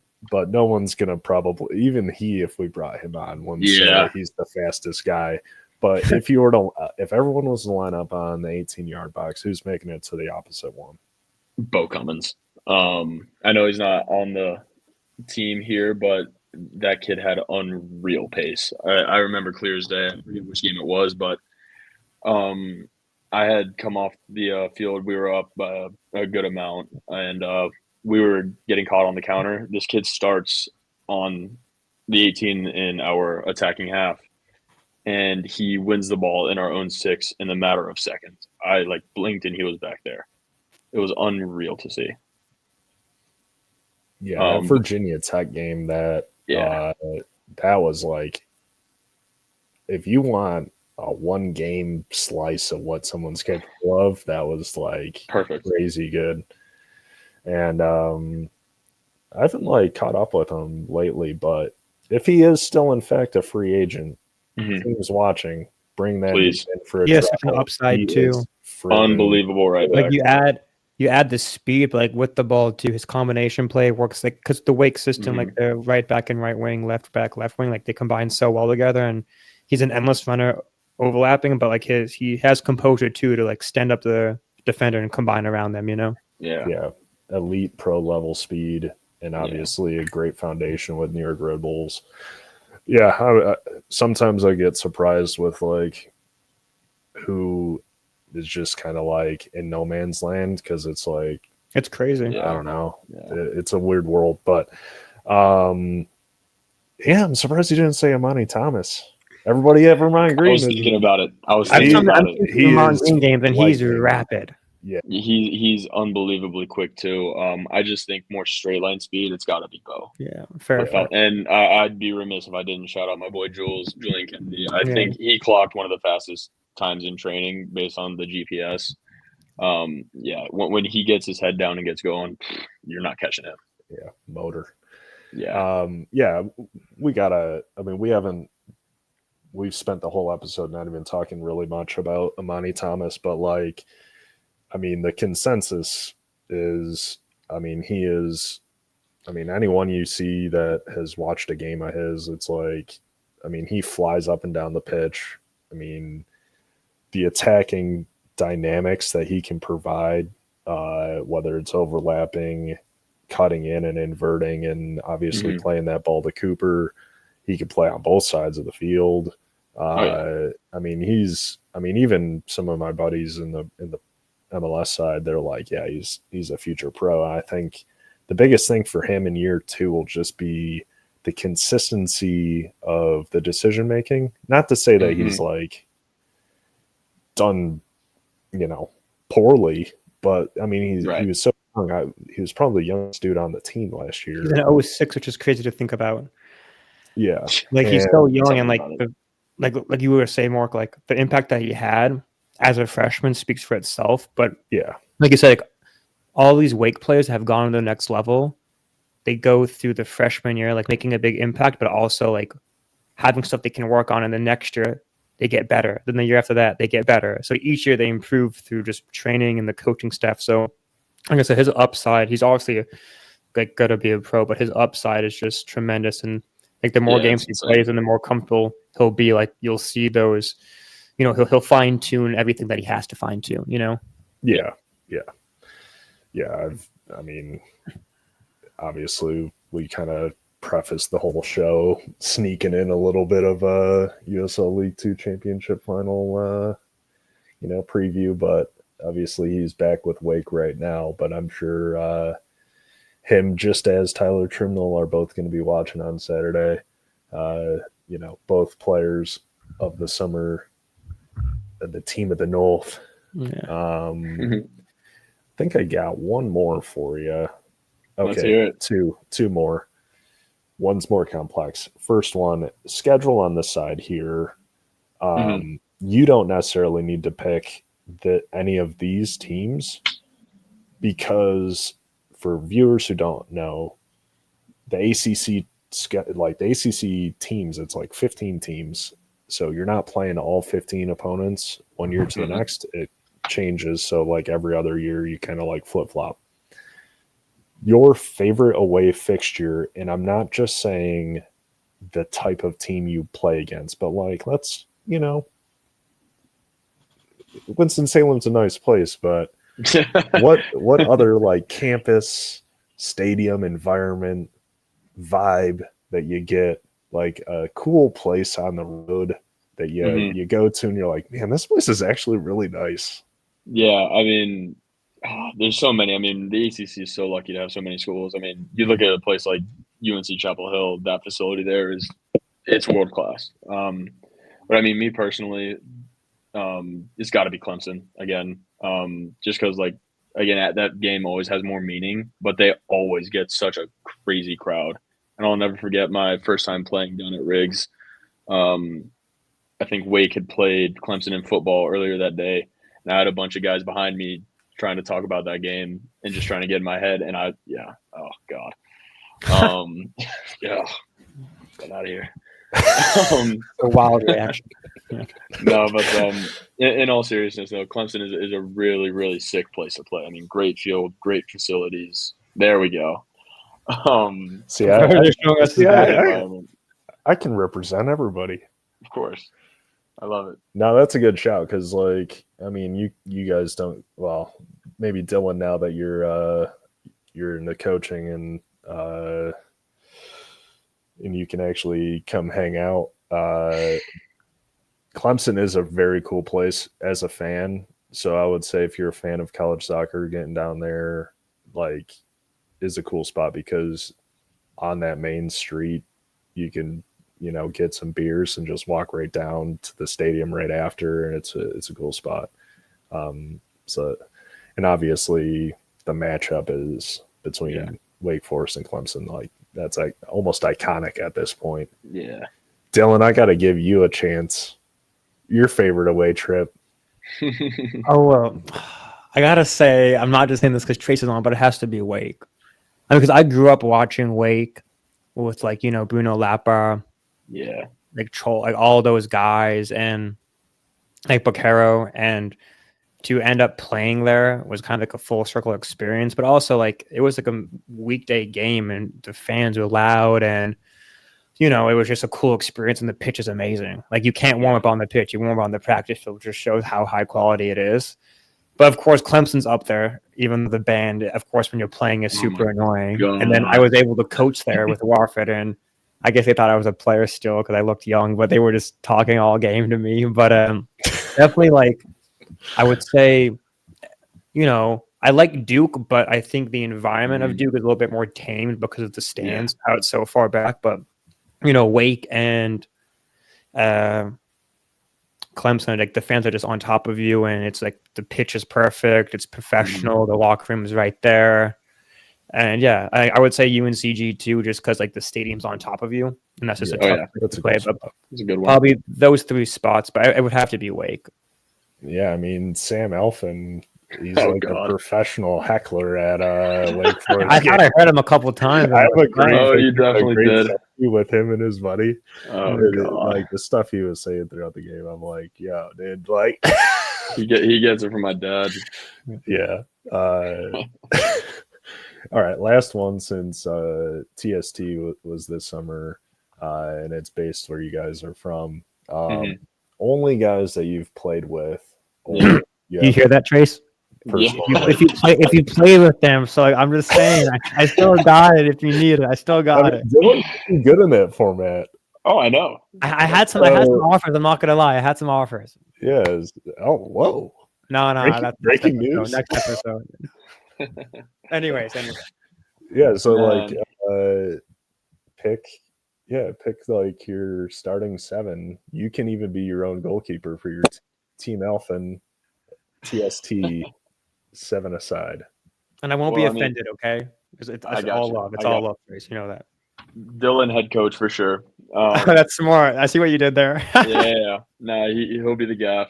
I gotta have my boy Prince there, for sure. Oh man, trying to think. I've played so many 5v5 games in the summer with these guys. I think Colin Thomas, sneaky pick for 7-a-side. Really sneaky pick. You remember playing against him in academy? Dude, he's UFA back in the day too. Man. Yeah, he's talented. He's sneaky. He's like you don't expect it. Yeah, he's class. I've also got to throw. Yo, chill. I've also got. I got to throw in Baba because in a small game like that, you're not moving him off the ball. Oh man, let's see. Oh, there's so many choices here. Probably Crini Escribano. He's just a dog.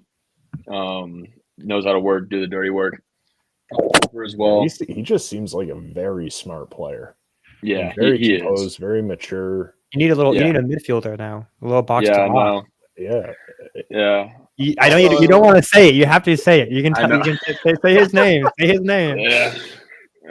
I guess I'll throw in Coop.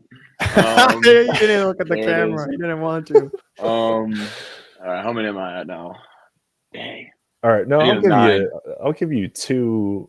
Let's hear it. Just 2 guys, any of them, like your favorites.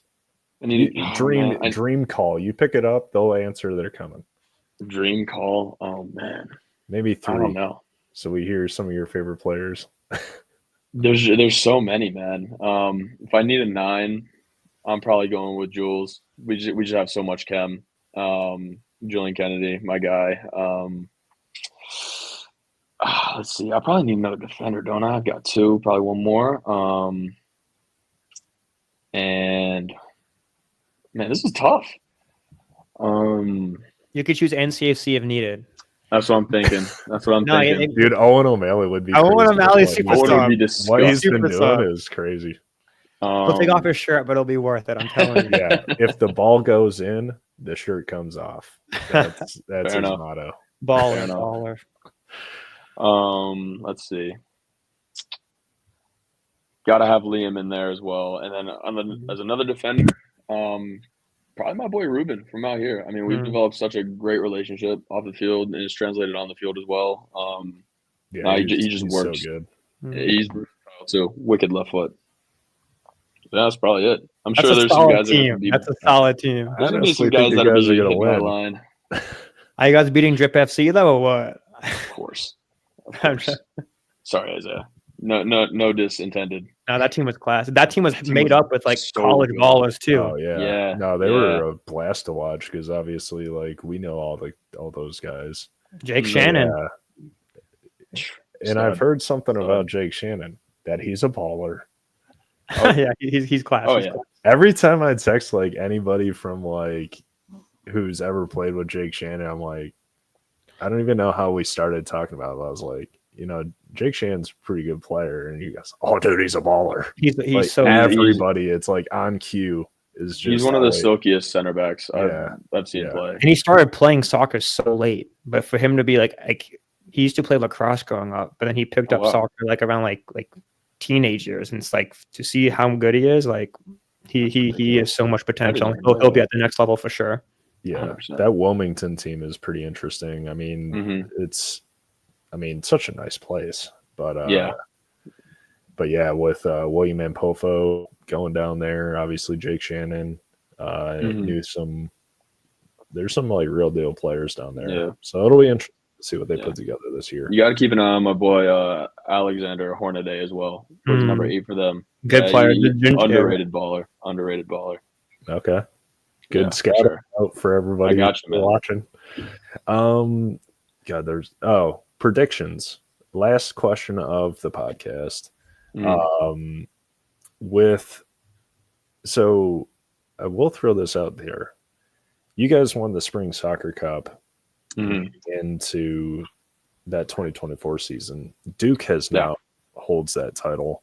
They have one of the most experienced teams in the ACC, I think. I totaled over 33,000 combined Division I minutes in their projected starting 11, and they have crazy amount of talent. We'll get into it.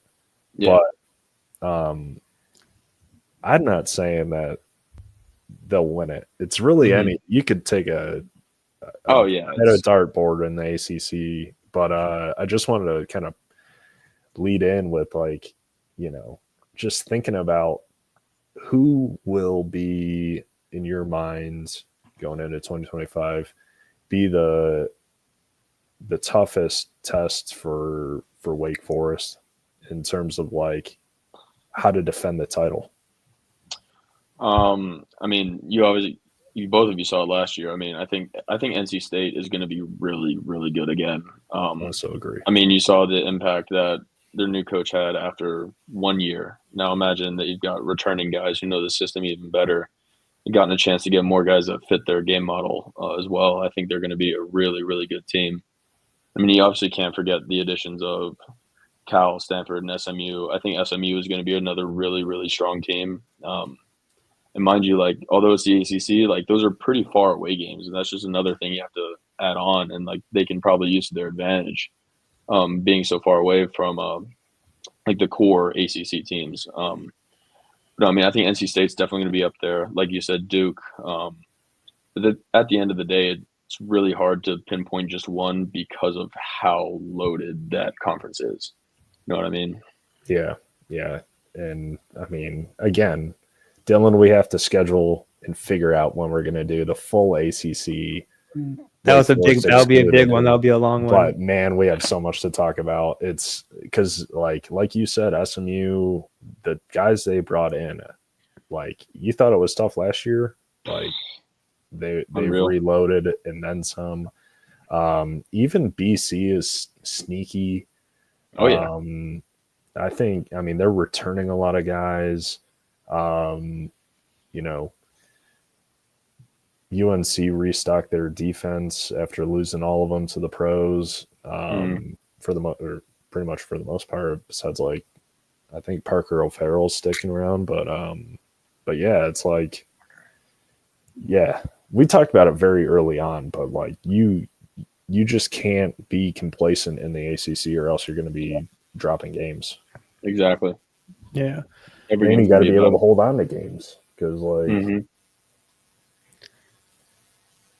it's just tough. There's not an easy game in that conference. Dylan, any last words? No, I think winning TST next year, I think we're good to go. No, in all seriousness, like, Trace, again, thank you for taking the time and, you know, just to see the journey you've been on and the Wake team. It was cool to see and your insights. So, of course, we wish you the best in your journey because, you know, you're in the pros now. And yeah, I think this was a great kind of dive into kind of behind the scenes of a top Division I team. So again, thanks for taking the time and till next year, huh?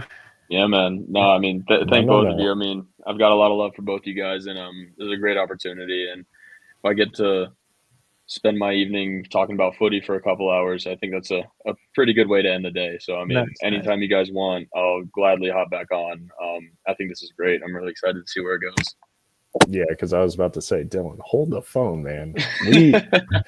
If Trace wants to chime in on a game breakdown of Wake Forest, we'll get him back on. We'll get him back on for like a pre-ACC tournament one. Trust. We'll get him back on. Yeah, because I guess for the viewers on our way out, you know, we're still working on some stuff. Like, obviously, like I said at the beginning, we're like legendary podcasters who are starting a new endeavor. Like, this is all brand new to us. But what to expect from this season, Some of the stuff that we showed you today or tonight with some highlight videos. We'll be doing match recaps, some match previews. Dylan and I will work on some like tactical analysis of how teams could operate against their next opponent, or what happens tactically within this like previous game. We'll be doing player spotlights, some scouting notes along the way. And yeah, just like kind of covering as much of the college soccer landscape as we can, kind of give it the attention and the credit it deserves for just such a great environment pipeline. And hopefully we can keep talking to Trace and some other of the former products of the collegiate game along the way. And then stay tuned for the full ACC preview, where we'll cover the long list of the remaining. And then I think our third episode will be a grab bag per se of, we'll pick probably 15 teams around the country and kind of do a similar format. So we'll be getting some Big Ten coverage, Sun Belt, some of the teams out west, up in the Northeast, you name it. We're going to pick what we think are some of the top teams that we need to be paying attention to in 2025. Yeah, and be on the lookout for more player spotlights. We have a lot of those written up, so we're going to be posting those the next couple days throughout the whole season. So yeah, a lot of exciting time for college soccer, and we're looking forward to putting more teams and players on the spotlight. You know. Alrighty. When's your next game, Trace? We play away at Portland Timbers 2 this coming Sunday at 7 p.m. Should be a good game. Big 3 points needed for us. Would be great to continue to fight to be in playoffs. Alrighty. Everybody out there, support your boy. Cheers, guys. Alrighty. Thanks, everybody, for joining. Yeah.